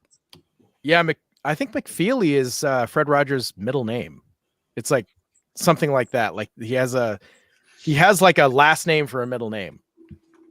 Huh. I think it might be McFeely, like Fred McFeely Rogers, something like that. It Hey, is. I'd buy it. Millhouse. All right. Nice. Well, What's up, Mr. Matt? Rogers, thank you so much for that, Steve. And that is that's going to do the first half of our first impressions of our fandoms, our first fandoms. So, wanted to mention a couple things right here. So, we're going to do two things right now. First of all, we're going to announce that we're going to do a contest. Surprise! For all of you who are still here an hour and 24 minutes later, you get to have the contest. You can't just tune in at the beginning and get all the prizes and then leave. You have to be here at minute 84 and change. And so what we need you to do is we need you to type a comment into our chat. Type your name, because a lot of the Facebook users are just coming up as Facebook user. So type your name and then give us your most radical SHUBIBIN. You can spell it however you want. Doesn't matter how you spell it. You can use whatever sort of capitalization, however many letters, however many exclamation points, as long as it reads like phonetically SHUBIBIN, give it to us. And we will enter you into a contest to win a pretty cool prize. Steve, do you want to tell them what it is? Sure. So we recently had just an absolute great time talking to Frank Conniff from Mystery Science Theater 3000, and that episode has not actually aired yet, but you guys are in for a treat, let me tell you. And so in honor of that, and also in honor of having Chris Gersbeck on, who's the producer of The Mads Are Back, where Frank is currently working. He has this great show, The Mads Are Back. Anyway, so we're going to kind of do a little bit of a prize from them and offer you guys, whoever wins is going to get a signed book from Frank. So, just enter, give us your name, and we will, I'm not going to say what book it is, but it'll be a book from Frank and it'll be signed for sure. That's what I'm going to say. So, it's pretty cool. Nice. So I am just writing down everybody who's an official entrant. So the other thing that we're going to do is I want to ask what we feel like for this kind of octoponderish section. Usually the middle, we do a question and all that stuff. So I just posted the same question to Facebook. So I can either read through a list of what the fandoms were that were mentioned, like aggregated across everybody and not mention specific names, or I can try to quickly read through the comments and basically I will just pick out the person's name and what the fandom is. I will not read the whole comment. If you guys want to be a part of that conversation, go to the Facebook page and check that out. But if you want, I could do it that way too. That way we're at least giving credit to the Retroids, which is kind of what I want to do. It'll just take longer, but like I can do it quickish. How are we feeling? How are people on time? Is there anybody else who desperately needs to leave too? Because I don't want to. It is an hour and a half in. So I think Expedience is our friend personally. Yes. Expedia.com. # not sponsored. I'm not with that attitude. I mean, shit, you know what? You're right. Yeah, I am sponsored. Damn it! Is that a better attitude? So ask the question, and I'll put up the graphic one more time because goddamn it, I got it in here. So I just need you all to octoponder this. Although there's not like a pondering. I'm just gonna read stuff, but yeah. So we asked you all the same question. We said, what was your first fandom?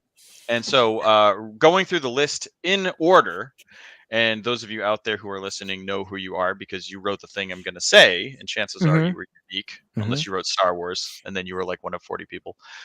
So yes, so for these fandoms, we have Masters of the Universe, Star Wars, D&D, Gargoyles, Sesame Street, Final Fantasy, Gundam, G.I. Joe, Transformers, Superman, X-Men. Oh, wait, shit. Should I do this like a Poke Rap? Hold on. Okay.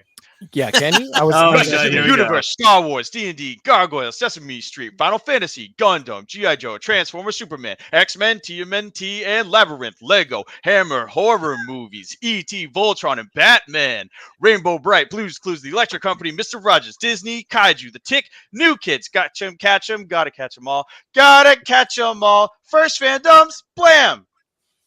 But also I missed 3. There's like Mario Bros, Rocky and Bullwinkle, and Jim Henson.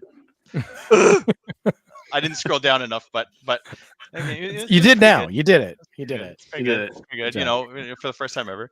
All I just kept hearing the guy go Nidorina Goldbat. Like as I'm reading this fucking list, I'm just like hearing the Poke rap. I'm like, I should just do it. Yeah, I mean, those are incredible first fandoms. Can we just talk about that? The Tick made the list. Fuck yeah.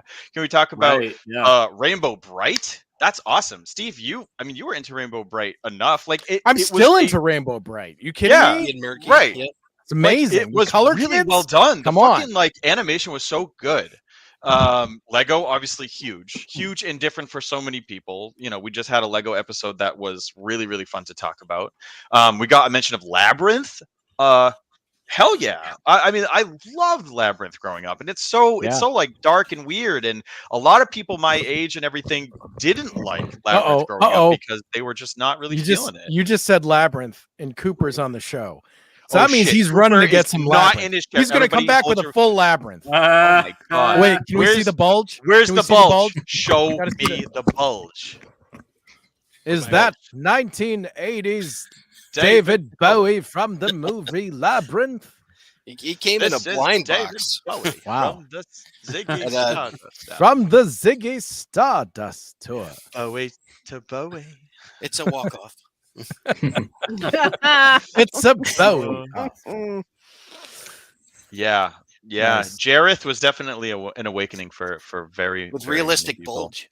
I mean, that's what we're waiting for. Thank you. We were fucking asking. I don't know why you're withholding the bulge. I mean, show it, dude. There's no battle. Just give us the bulge. Yeah, there's no battle. This isn't Throwdown Thursday, for crying out loud. For Peter's sake. See what I did there, For Ashes? Pete's sake. See what I did there? See what I did there? I plugged that show. Also, D&D was interesting because it was mentioned as a reference to the cartoon. Right? Not just the game D&D, but D&D the cartoon, which is an excellent show that Steve you introduced me to, and it's so good. I really wish something like that was out now. I mean, I think Vox Machina is kind of like the best D&D like show. I mean, as long as we don't bring up the early 2000s movie, we're good. Yeah. I just tried to watch that again. Ooh, yeah, I know. It's Those so movies unwatchable. And I was so sure Jeremy Irons was gonna be awesome, and he just couldn't. He couldn't help. Ugh. I liked him better in that movie where he was a twin gynecologist, and that's really not saying much. You know, it's that friggin' it's the movie where they're remaking it right now with Rachel Weisz. Oh, yeah, right. Dead like Dead right Ringer. now down the hall. Yeah, right there. It's called Dead Ringers. Yeah, Dead Ringers, Yeah, it's the movie by the guy who did Cronenberg. Why couldn't I fucking think of that? Yeah. I'm kidding though, because that movie honestly was rough. Also based on a real, like, true story, kind of. I don't know. Weird. Anyway, Colleen Jeremy says Irons couldn't save it. Colleen says she's disappointed to learn that Bowie actually stuffed his bulge for that movie. That is disappointing. I'm disappointed now. Well, actually, he had to stuff it with negative stuffing to make his bulge smaller. It removes Not sure that's how that works. Yeah, Somebody he just put small black holes in his pants, and then just like it just. He needed to make it kid appropriate. Right. I just don't. Dude's know. humble, dude. David Bowie, nothing if not humble. Yeah, man. Yeah, the Care Bears. The Care Bears just got mentioned up in a comment there too. That's another good one. Yep. The Care Bears was one I loved a lot. Yeah, I think I had a movie. I think I had the movie recorded. There was numerous movies. Yeah, I had one. And recorded luckily for all of us, but especially Ashes, we don't have Patsy here to complain about the enslaved stars. Oh, he's sitting behind me. If you want him to join, he's here. He's here. He's here in spirit. Ways. Trust and believe. He's playing Jedi. He's here with spirit. You think that's if Aryan I'm here, now? he's not far behind. Yeah. Well, Patsy, we can feel you, brother. But it is true that those stars are sad. But the Bears care. They do. They care. They super care. And we love them. Mm-hmm. Mm-hmm. So yeah, I mean that's the segment. That's the bit. Okay, that's the tweet. Guys, that's this week's Octoponder This. That is, I mean, yeah. There was 74 collective comments on the Facebook page, which was fucking nuts. So thank you, everybody out there who weighed in. That is incredible. I wish I could read them all, but alas, the day marches on. Time does not stand still at the Iron Hill. We have to keep going. So we are going to move forward into this second half, and we're going to kick things off with none other than the Amalgamama herself, Taryn. What's up? Talk to us. Mine actually just got mentioned. Facebook user said Care Bears, and I was like, "Yep." No kidding. That was me, and I had to reach way back for that memory. Nice. But I didn't do dolls like Barbie dolls. Those dolls where the eyes fly open when you lay them down. To this day, I don't like dolls. Creepy. Yeah. Same with my wife. My wife is like, no. I mean, like, if the dolls look creepy, it's okay. If the dolls look normal, problems. Like they're hiding shit. I don't like, The belly is uncanny. I don't like either. Even mannequins. Kurt Gable torments me with his mannequin. Yeah, with the Freddie Mercury mustache. Yeah. So that being said, it was the Care Bears, and I don't know if it's because they seemed safe because they weren't like humanoid. But my mom, I remember I used to share a room with my sister, and I was maybe 8-ish, and my mom painted our room sky blue, and then she did Care Bears murals all over the walls. Oh wow! So yeah, we had the rainbows and the clouds, and she painted the bears. And I remember having the bears, and I didn't look up their names because I don't remember. I didn't want to remember the names. I remember the pictures. Like I remember the rainbow. I remember the cloud. Like I remember what they looked like. Mm-hmm. And it was awesome to have that memory come back to me because I haven't thought about that in a very long time. That right there is like why doing stuff like this is so much fun for, I think, for so many people. I mean, we are far from, there are so many nostalgic podcasts out there, but it's not just remembering the stuff that you already remember well. It's like digging up stuff and being just so like happy to think about it again. That's really cool. Nice. It is, and yes, Patrick, I know his name is Clown Pounder. I avoid saying it.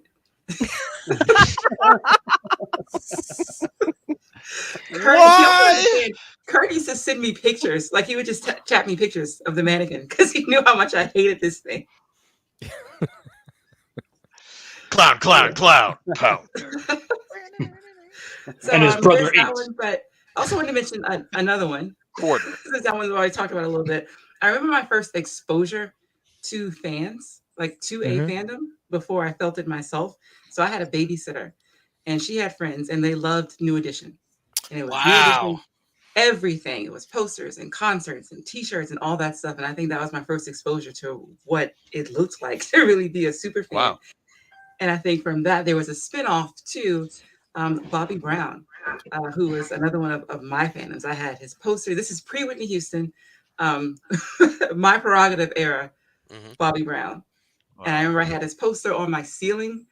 And he wasn't even handsome. So I can't even say like it was sex appeal or anything. It wasn't that. He didn't even have that going for him, poor guy. So maybe it's because he knew what the word prerogative meant, and I was attracted to that. And you're like, he's so smart. Yes, that was a $50 word. I think so. And it's so bad that maybe I don't know, around 2012, probably. I was a teacher in Fairfax County, and I was teaching this class. And one of the vocabulary words was prerogative. And this girl was like, "Oh, you mean that song by Britney Spears?" And I stopped the class, literally stopped the class and said, "No." Punched her in the mouth. Britney Spears did not write that song. And I made that entire class watch Bobby Brown's My Prerogative video at that moment. That's you gotta teach the children. Yep. And then after that, I continued on with the class. Sometimes you gotta teach. We're not gonna have me walking around thinking Britney Spears wrote that song. No. So, he was on the Ghostbusters 2 soundtrack, Taryn, and he actually does a cameo in the movie. I remember that. I remember that. Yeah, and it's a very specific era, Bobby Brown, because he just, I don't know, degenerated after a while, but I can still see that poster very clearly. I still see the My Prerogative video. I can still see him dancing. So I think that was my first thing where I had to have like all the merchandise for it. He started pronouncing that first R in prerogative. Say it again. The first R in prerogative is like whenever I look up that word, like it's like PRERO. It's like I just never. Yeah, it's like I never heard the first R. I guess I always never heard that either.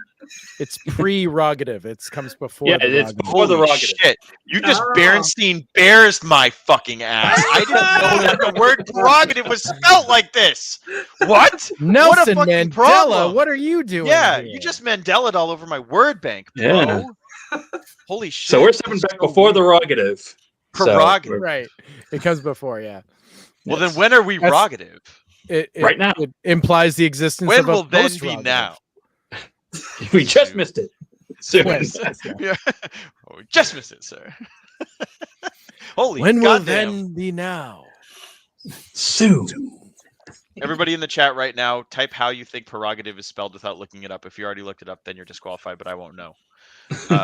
And you're not going to win anything. But do it. You're not going to win anything. Actually, no. You'll win the other super secret you'll prize. win, Remember, which is fun, which is having fun. Yeah, that's no. the prize. No, well, the prize is the friendships you made along the way. The prizes are the wrongly spelt prerogatives we made along the way. It's my prerogative. Why are we always overwhelmed or underwhelmed? Why can't we just be whelmed? That right there is from Young Justice. Young Justice. Yep. That was Robin's wait till whole we thing. get post-rogative. Yes. Why can't we just be whelmed? Mm. It's Young overwhelming Justice. in here. Love it. Love it. All right. Well, awesome.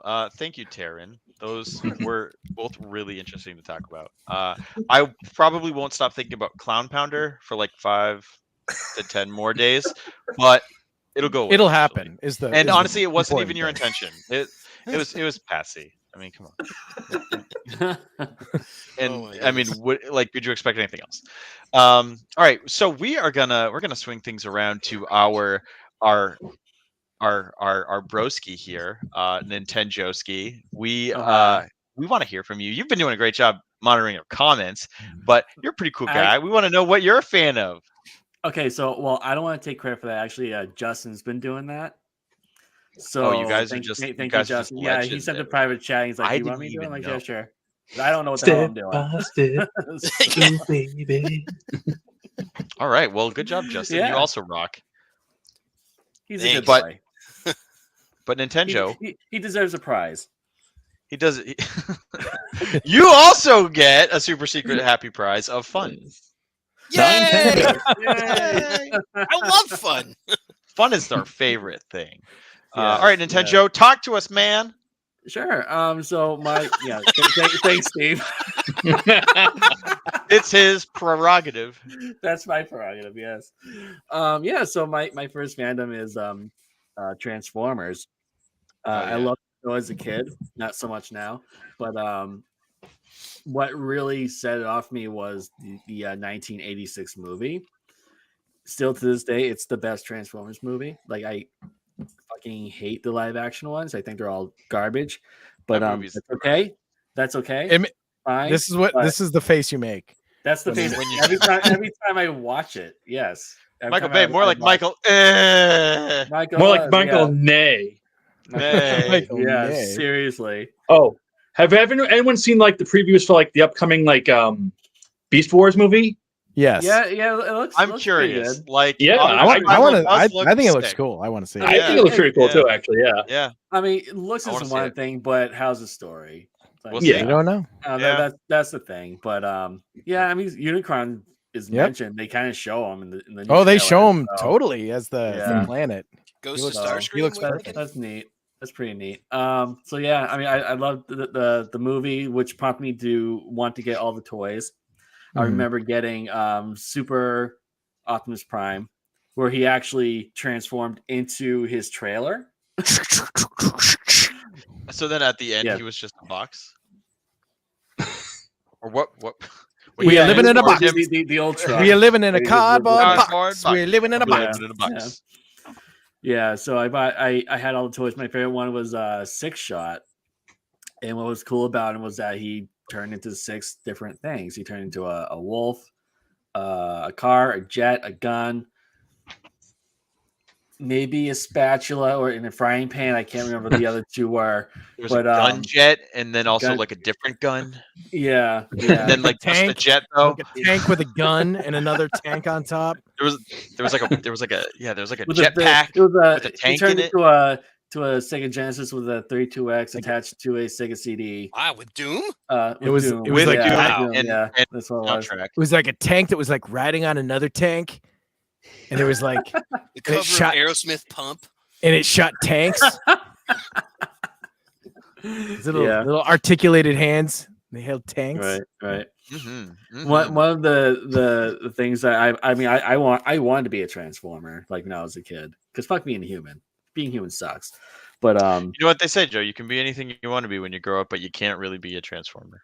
it's Or true. a porpoise. They say that all the time. But you can have Or a purpose. Yeah. It's kind of So one of my favorite things in the movie was the exosuit that the character Daniel was in, Mhm. and I wanted to make my own. So I Mhm. grabbed a bunch of boxes and kind of like made like my own little exosuit, and that It was can actually transform. just as good. It was just as Oh, good. it was like, well, in my mind, it was like way better, but Actually, I'm actually, so no. offended that you thought it was only just as good.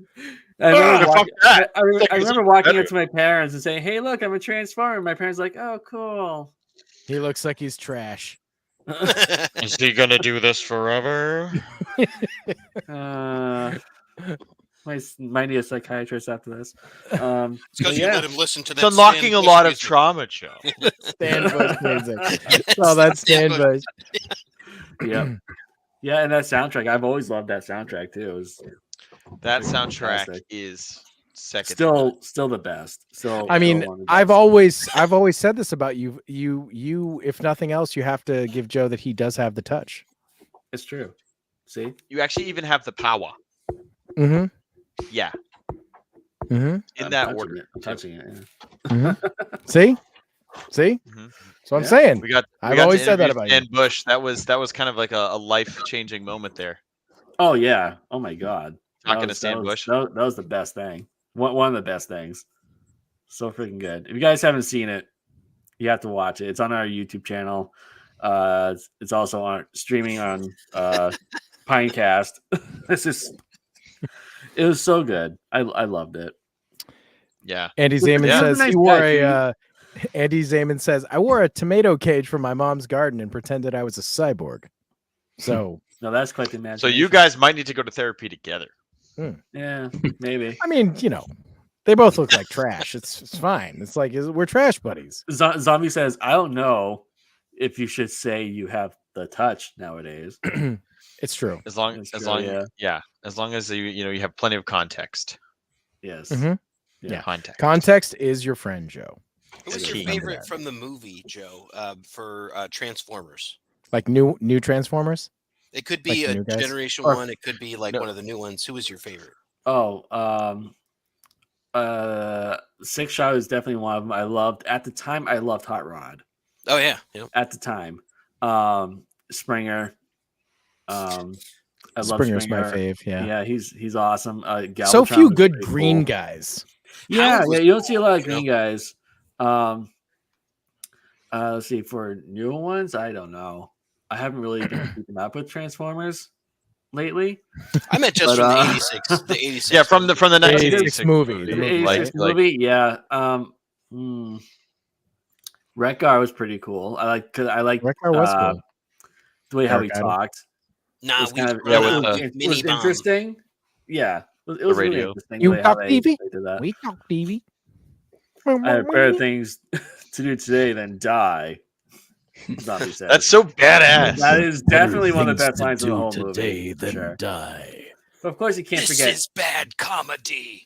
Of course, you can't forget about Spike. saying- Megatron. You can't forget about Spike saying, "Oh shit, what are we gonna do now?" It's like, One dude, you S-bomb. can't say that shit. You gotta say like Oh. spaghetti or something. Oh, Mr. swear Rogers. like Mr. If you're gonna swear like Mr. Rogers. Gonna be like, ah, Franks and beans. You can't say shit.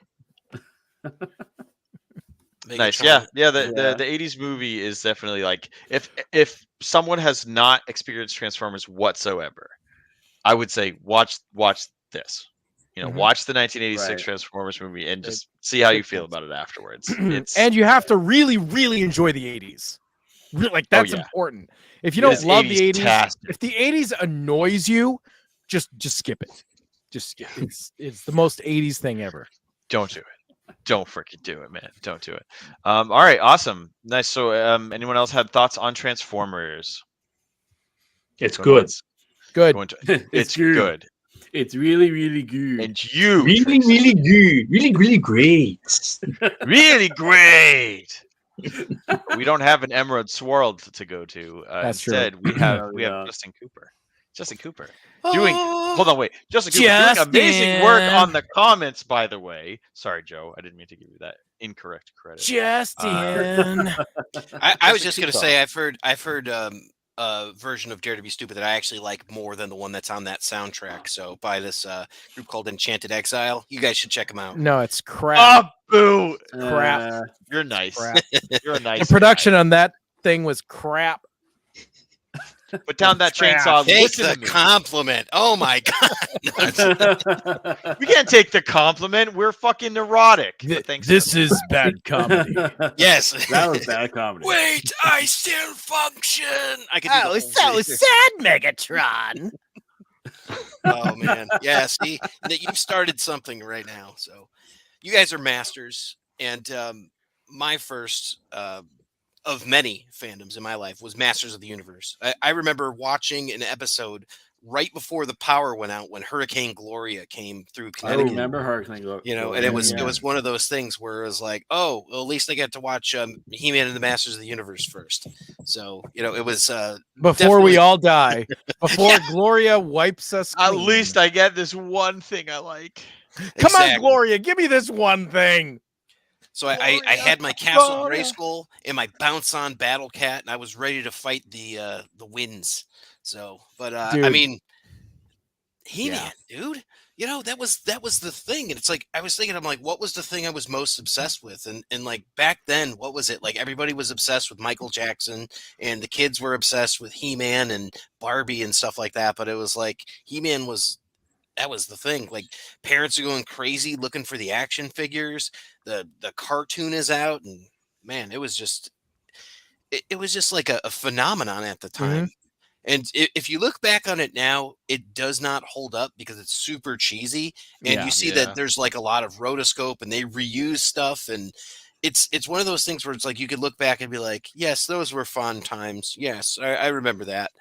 But the newer updated stuff though is great. Like if you've watched the Kevin Smith Revelations and even the 2001 series that they had, or maybe it was 2002 on Cartoon Network, which was the Masters of the Universe.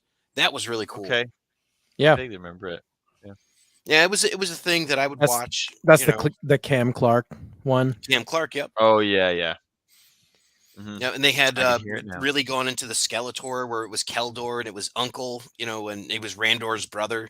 So, but like even an offshoot from that, if anybody has had a chance to watch this, She-Ra, Princess of Power, the new one that they have on Netflix, maybe from about 5 years ago or something like that. That is a hell of a show. I got sucked into watching that, and with my kids, it was like, wow, this is great. I really hope they do a Christmas special and I get to see Snout Spout again. But it never happened. It's just not going to happen.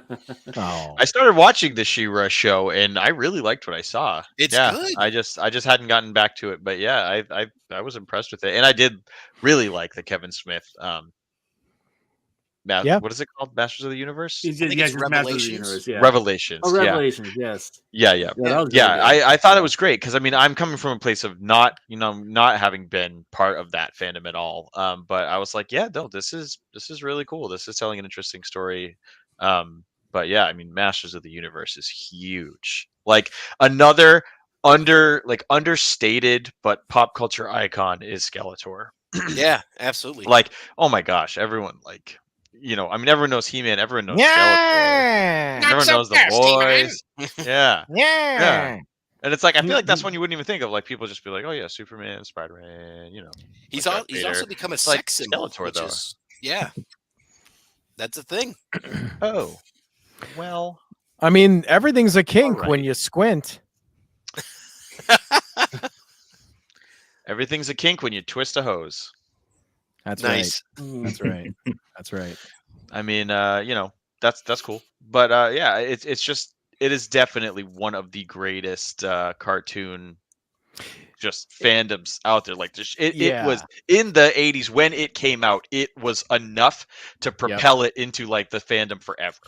It's not that it kept having like super meaningful iterations. Like it did, but that wasn't what kept it alive. It was just that initial burst of people loving it in the 80s that was just boom, because it was just such a phenomenon. I mean, I think that was one of the early examples of, okay, let's create a 30-minute commercial to sell toys. That became really big in the 80s for sure. And I don't know if He-Man preceded Transformers, if you guys know. I'm not sure which came first. For sure, those were two really, really, really big examples of that. But yeah, and then it sort of became, nowadays it seems like that's the only purpose of a cartoon. And if the toys aren't selling, then they cancel the show. But I mean, I don't think that was the point in the 50s, 60s, 70s. It's like, there were some toys, but He-Man had like a billion characters and all these vehicles and all these different things because like everything could be a toy. And it was great. It's a great series on Netflix called The Toys That Made Us. Which they have one for Transformers. They have one for He-Man. They have one for Barbie, which I watched prior to listening to the Throwdown Thursday episode about Barbie. And I mean, you want to learn about them. Those are your two sources right there. And I mean, it's Toys That Made Us and Throwdown Thursday podcast. Yep. Well, Toys That Made Us had a TMNT episode too, didn't they? That they did. Yeah. Yep. But so what I want to know is, did the Toys That Made Us do an episode on Throwdown Thursday podcast? Because Ashes? I mean, not yet, but they should. God damn, they should. Call me.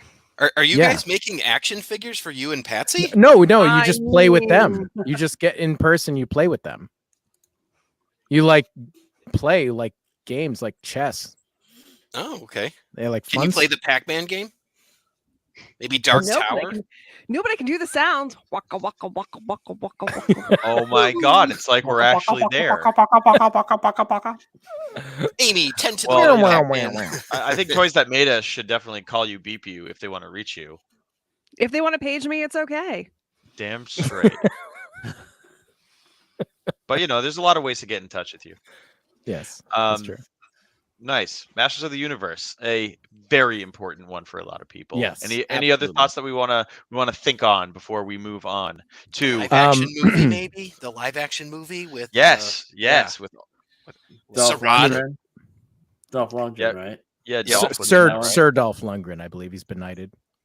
Oh, really? Sir Dolph, is that like Gandalf's dad? I heard he's actually a porpoise. Oh, is that what it is? He has.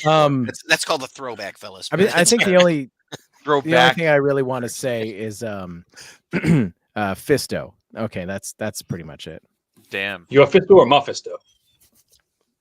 Mephistopheles. I first think one. I need an answer. All right.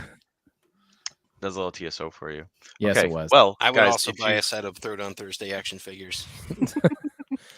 Her action figure would come with wine. Yeah, just like a wine. It'd be like your baby doll feature would be like a wine bottle that actually empties. Mm-hmm. And you refill it. It's like, Yeah. oh wow. And Ashes, don't think that it has been lost on me that this entire time the mistress continued to drink. It's her brand. It's her brand. She told us she was going to do that. Full when we started. I know. And now it's clear. I have a reputation to protect. I know. And the mistress it must be upholded. Hey, that's your prerogative. Exactly. Prerogative. I am hanging tough with my bottle of bubbly. No. Grim phosphorus. Why you gotta put that They in? don't call it the Michael Phelps of wine for nothing. Exactly. It's Olympic. If it was an Olympic sport. It's Olympic. Doing the Olympic slide. So, All right. So if guys, my calculations are correct, we're down to the last this person. is it. We're down to me. This is It's it. like when you go to night scrollers. It's just I often have Nobody- read last. You can't. Everybody reference here that. Nope. should go to night scrollers. Look, people. No, know. It's not a cult. Literally impossible. It's not It's a. not a cult. It's not.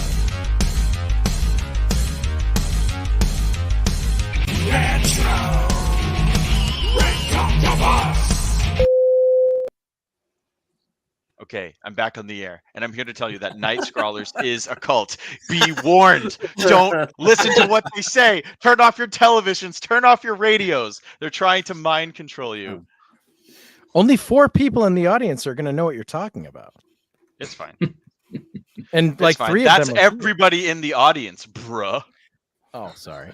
No, that's good. It's a good ratio Yeah, then. that's like 100% ratio. Yeah. So I'm last. I'm last. I'm ready to rock and roll.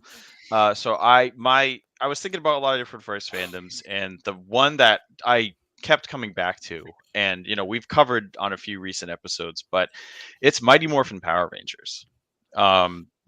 This show started August 28th, 1993, one whole day after my 2nd birthday. I grew up with this shit. It's wild, and it was on Fox Kids TV. And as many of us know, it was a USA adaptation by Saban of this Japanese tokusatsu show, Kyoryu Sentai Z Ranger. It had 3 seasons. It had 145 episodes. But holy shit, this show was my everything when I was so little. Like, it was the first thing that I just freaking loved. And the show was awesome, but there were so many cool toys. Like we're talking about with Masters of the Universe and Transformers, holy shit, there were so many toys. I had tons of different large figures of the different Rangers, and I had like the mini figures that had the goofy plastic surfboard like things between their feet so they could stand up better. It just looks like this big old surfboard, but it just gave them like structure so they wouldn't fall over. Those, like, they made them of a lot of the different bad guys. I remember having like the little toys in like my bag of toys I'd bring in the car, and just taking out the little Lord Zed and the little blue eyeball like needle guy. I don't know, he always looked like Needle Man from Mega Man. Yeah, there were so freaking many, and there was this popcorn tin that was like a Mighty Morphin Power Rangers tin. All right. And Yeah, once I you remember get this. all the popcorn out, it became like the Mac Daddy like mighty storage tin for all of the Power Rangers toys that I had. It was just like a fucking billion. Was it the felt Mac like. Daddy or is it the Daddy Mac? I can never remember. I always get those 2 things crisscrossed. It's his feel like prerogative. It is my prerogative, but it's Mac Daddy. It's Mac Daddy. Okay. Just checking. But the tin was like so full of toys. I remember as a kid opening up and thinking like, this is infinite. This is infinite toys in here. It was probably like 9 figures, but it just felt like so much was in there. And I take out the different Rangers, take out all the different figures, and I played with them so much. They had like the soft Power Rangers that were just like the shape of the Power Ranger, and it was just meant to be like a pillow. I know I had some of those. I had the Red Ranger foam chair that was like my fucking throne. Like, watching Power Rangers sitting in the Red Ranger chair was legitimately like the coolest and most significant I could feel as like a 3-year-old. It was your throne. Like, I'm just like, I got my legs like up to my fucking nose because I don't really fit. Like, I just put my whole legs on the spot where my butt's supposed to go. And, I definitely don't look comfortable, but that was it. That was Did the you spot. have the fan box? The fan box? No. You mailed in. I missed it by like a whole week. And like when I turned it in, they mailed me back my at the time, because you had to do a money order. They mailed it back to me, and you're supposed to get shoestrings, autographed pictures of all the cast. You're supposed to get it was like a little Lunchable box thing, and then it was like a whole like like a kind of like Goosebumps where you get like pencils and different things that have Power Rangers on it. That's wicked cool. I didn't know about that. You know, I have like a weird memory about contests like that in shows as a kid, is that I would always watch these shows and see these contests and just think like, man, like I wonder if anybody out there actually wins these things. But I never like once thought to enter them. Right. Like I just wondered about like, do anybody win these things? But I never bothered to enter anything. So it's kind of do anybody win these things? Do anybody win? You have to watch that His Outlaw movie if you guys have ever seen that one. He talks about entering those and getting all of those things, and they actually changed the rules because of him. Oh my gosh. Just taking them to the bank. Yeah, I'll never forget the one mailing contest that blew my goddamn mind, which I know I've mentioned somewhere on this show before, but it was for the show The Mystic Knights of Tirnanoog. Oh yeah, right. Wow. Mythology show, and it was very very evocative of Power Rangers and Beetleborgs and stuff like that. And that show had a promo with Chef Boyardee where you could, write in and enter something, and if you won, they made you a fucking castle and filled it with Chef Boyardee. It said it came with a lifetime supply of Chef Boyardee. And they're like, and you get this castle. And I was like, oh my fucking God, are you kidding me? Like, just the level of mind blown that I was. I'm like, I should enter this. It's just like feeling like, oh my God. So that was just like, I don't know. That was like the one contest that blew me away. But yeah, the Power Rangers stuff was so fun for me. The chair, the weapons that were like the different toy weapons that they had were like the coolest. So fun, cool. The White Rangers, like Saba, had like, it would just like the buttons would play like this wonky ass like flute music kind of thing, or like it would try to play like music or something, and it would always sound super fucking weird, and like the batteries would die, so it's just like and you're like, yeah, like the fuck was that? And the extendable blade of it, like the mold of it was so cool with the tiger head, and then the blade that like went it like out, barely extended. It's definitely not legal for like taking on a plane. But yeah, it's like the worst flex ever. It's like, you think that's my sword? Bring it. You're like, that didn't get longer. It just got like positioned differently. Apparently he was not left-handed. That toy, but the Red Ranger's like gun sword was the shit. This thing legitimately made like the loudest, most ear-violating noise ever to retch from a fucking plastic dinosaur blaster.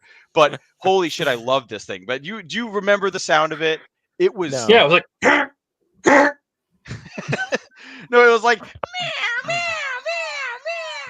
it was just like infinity, just dead cats, just like nonstop. Oh no! And you would not let me, like, it was like a problem. And I remember Mike had the same toy, or I used to bring it over, and like we'd get in trouble if we shot the fucking gun too much because it just sounded like the worst thing ever. And I don't know, I loved this blaster. Oh my God! The back damn of it, kids are messing with the feline perisher again. God damn it! How many cats do you have to perish? The gun sword thing, though, it would, when you turned it into sword mode, it had like these two sections of metallic like chrome dinosaur teeth that would like slot together, and then it was properly in like sword mode, and you could flip out this little tiny like blade from the bottom. But I just remember obsessively like trying to close it so that the teeth were like more together, like they would kind of close like not like satisfyingly, and so I just be like just try to like there needs to be no space between the teeth don't have space like that, and that was just kid brain at work, and just trying to squeeze it. So that was an awesome toy. And the Power Rangers movie, there's like there's Cool plenty soundtrack. of stuff that people goof about and make fun of and stuff like that with Power Rangers, rightfully so. Like I go back and watch it and it's just hilarious to me. But so young, this movie came out, the Power Rangers movie came out in 95, and it was like, probably the most insane hype thing for me as a 4-year-old of like something I was interested in. Ivan Ooze is a treat. I don't care what you say. The skydiving scene and Red Hot Chili Peppers rendition of Higher Ground at the beginning is something I still actively reference to this day. I said it yesterday when we were watching The Mandalorian at Steve's house. I literally referenced this frigging scene yesterday. Like, it has never left my pop culture zeitgeist. It's just in a movie. If people are skydiving, I am literally gonna go boom, ba-changa, boom, bang, boom, bang, boom, bang, boom, like People keep They on do. peeping. They keep on falling. Those people. I don't know what it is about them people, but they keep on falling. And he was the only one who hit the target with the surfboard. Yes. And it was super. Wasn't he the only? Wasn't Tommy the only one who even had a surfboard? Yeah, everybody else just like went their little feet, the little steppy step, and then he was the only one that and then he just Tommy was stopped. actually, he was like posing for one of those silly little plastic figures that had the plastic surfboard. And they're like, you know what? Actually, just keep it. Film with this. Shoot. He was the only one who was taking notes when he saw Point Break, I guess. Yeah, I was gonna say I like when Johnny Utah jumped out after him without the parachute. Yeah. I don't remember that. Oh, it's there. Yeah. Mm-hmm. If Keanu Reeves was in the Power Rangers movie, that would just be all the better. Whoa. This Red Hot Chili Peppers cover is pretty good. Should have hired Dogstar. I know Zorjitsu. Show me. Show me your Zords. And so yeah, other than the movie, it was the games. You know, the Super Nintendo and the Genesis games were awesome. We had like the regular Porty Morphin Power Rangers was what I was just gonna say. Potty Muffin Power Rangers? Potty Muffin Power Rangers. Potty Mouthin. Potty Mouthin. Morty Puffin Power Rangers. Mm-hmm. Is he their agent? Yeah, Morty Puffin. You guys got to get out there, do some good stuff. Sleazy P Martini over here. Also known as Portly Muffin. Porty Muffin. Yeah, I know. Well, I'm the fucking manager. I know why. He's the one who got Mariska Hargitay, and then they just dropped it. Yep. Just see it. Yep. Sorry. See you later. SVU, this will never go on forever. Yeah, so the original sleazy. Super Nintendo game and the Genesis movie game were what we had, and I remember renting the Super Nintendo fighting game, the SNES Power Rangers Fighting Edition was so cool. Like the getting to play as the Zords and seeing the huge graphics, like it was just it was really, really awesome. But Power Rangers is a very interesting situation for a fandom because every iteration of it was so close together, but so incredibly different. So I was a huge fan of Mighty Morphin Power Rangers, but then I just lost all interest in it when Zeo and Turbo came out. Andy. Like we're making Andy laugh so hard he's worried about waking up the kids. Oh, don't wake up the kids. Or you know what? Invite them on. Come on. Yeah. You know, they wouldn't feel bad waking you up, so whatever. So yeah, you know, come see, come sa, mi casa, su casa. I don't know. The kids come down the stairs. What you do is you give them a nice, give them a retro cola. A retro cola. Give them the retro cola, the official non-existent cola of the Retro Ridoctopus podcast. Does it have Retsin in it? That's true. Oh, you damn now right it has Retsin in it. Are you kidding me? Oh my God, you can't even say retro cola without doing the ding. Ding with Retsin. Yeah. Ding. But yeah, that's my spiel. Yeah, Zeo and Turbo sucked, and it was all right. about Mighty Morphin, and you know that's kind of the deal. And then Pokemon came out, so nothing else mattered after that. But yeah, Mighty Morphin. Nothing else mattered. I remember watching Turbo. Trusty is taking their fondue. Yeah. Every day. I remember watching Turbo, and it actually had to stop. They stopped it, and then they restarted it because apparently the kids were going wild, and they had to tell them to stop doing what they were doing. And they were running through the aisles, and they were kicking, and they were like, "No!" And so we got to see the beginning of the movie twice. Nice. Wow. I was like, "Keep going." Arjun. I was like, "You doing it?" Right, just keep going. Just get it till it works. Nice. Yeah, I don't know. I couldn't vibe with the shapes and the cars. They weren't as exciting as dinosaurs. And it's really It's it's funny like to me. Voltron, right? It's funny to me, like cars. Yeah. Did you see Once and the newest one? Once Netflix? Oh, we and haven't always seen or it. something Once like and Not Always. yet. We really want to. Yeah, we were kind of thinking of doing like a a mini episode about Yeah, it or do a something. crow's nest on it. Yeah. Did you guys I read the still want Ninja Turtles crossover? That's the question. 'Cause No, but the there's art a was second so one. awesome on that. Yeah, It Dan was Morris really, doing the really art. cool. I like the second. I didn't read either one, but I know the second one is the one where like the Rangers actually turned into mutant dinosaurs, and that's my jam. Mm-hmm. Mm-hmm. I've not read either. I Yeah. have them and I'm Also saving them for of like the a dope big, variety. big A sort big of- rainy day, like not just a rainy, but it's got to be like a big Like the rainy, cover of Teen Titans number like 36. the rain. Big The rain has to be like plastic Ziploc bags full of water. Like that's each drop, like a big rainy day, and I then was you're gonna gonna do break like a them. bonus episode or something like that of the show, where I would do like all 6 issues in one. And So then, rain is not involved at all in this. no rain, no winter snow can I'm stop me, I'm babe. completely off base. Oh, sorry. Okay. Sorry, that was a Motown reference. It's anticipation, not precipitation. Oh, damn it. Hey, that's your prerogative. It's my pejorative. What? It's your It's my prerogative. it's my pejorative. You're like, ooh, Yeah. that is not what you Yeah, say. no, I it's know not. that. It's, yeah. All right. Well, everyone, with that, we have reached the logical conclusion of this here episode. There's no beta segment. Right. This is just gonna end.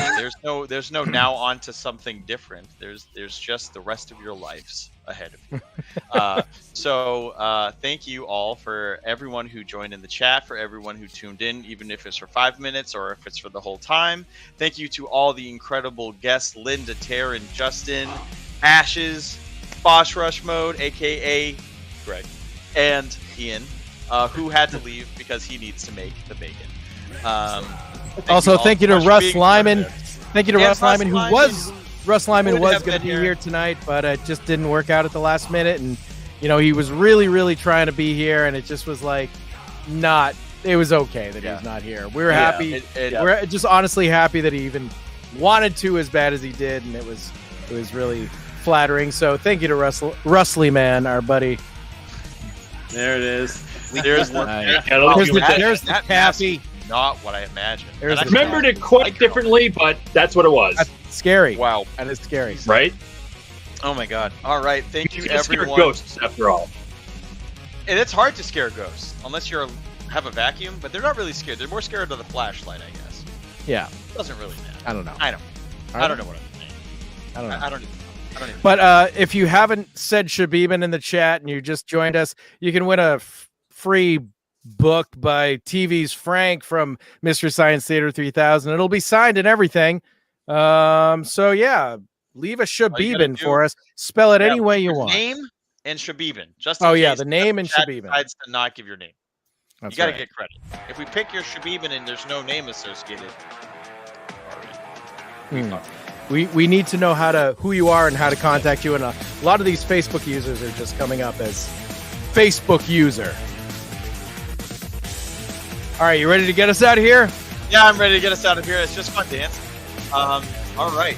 So everyone, from all of us here at Retro Ridoctopus and all of our amazing Retroids, thank you so much for 100 awesome episodes, and here's to 100 awesome more, or maybe at least 20. Let's keep going, guys. Let's freaking do this. And this was fun. This was a great live stream experience, and you all made it the best it could possibly be. So thank you so much for being here. I've been your host, 8-Bit Alchemy, and I will catch all of you next time. Have a good one. In the post-rugged. In the post-rugged.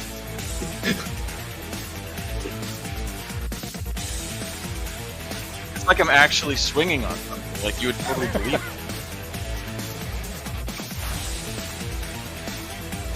Like I'm actually holding something.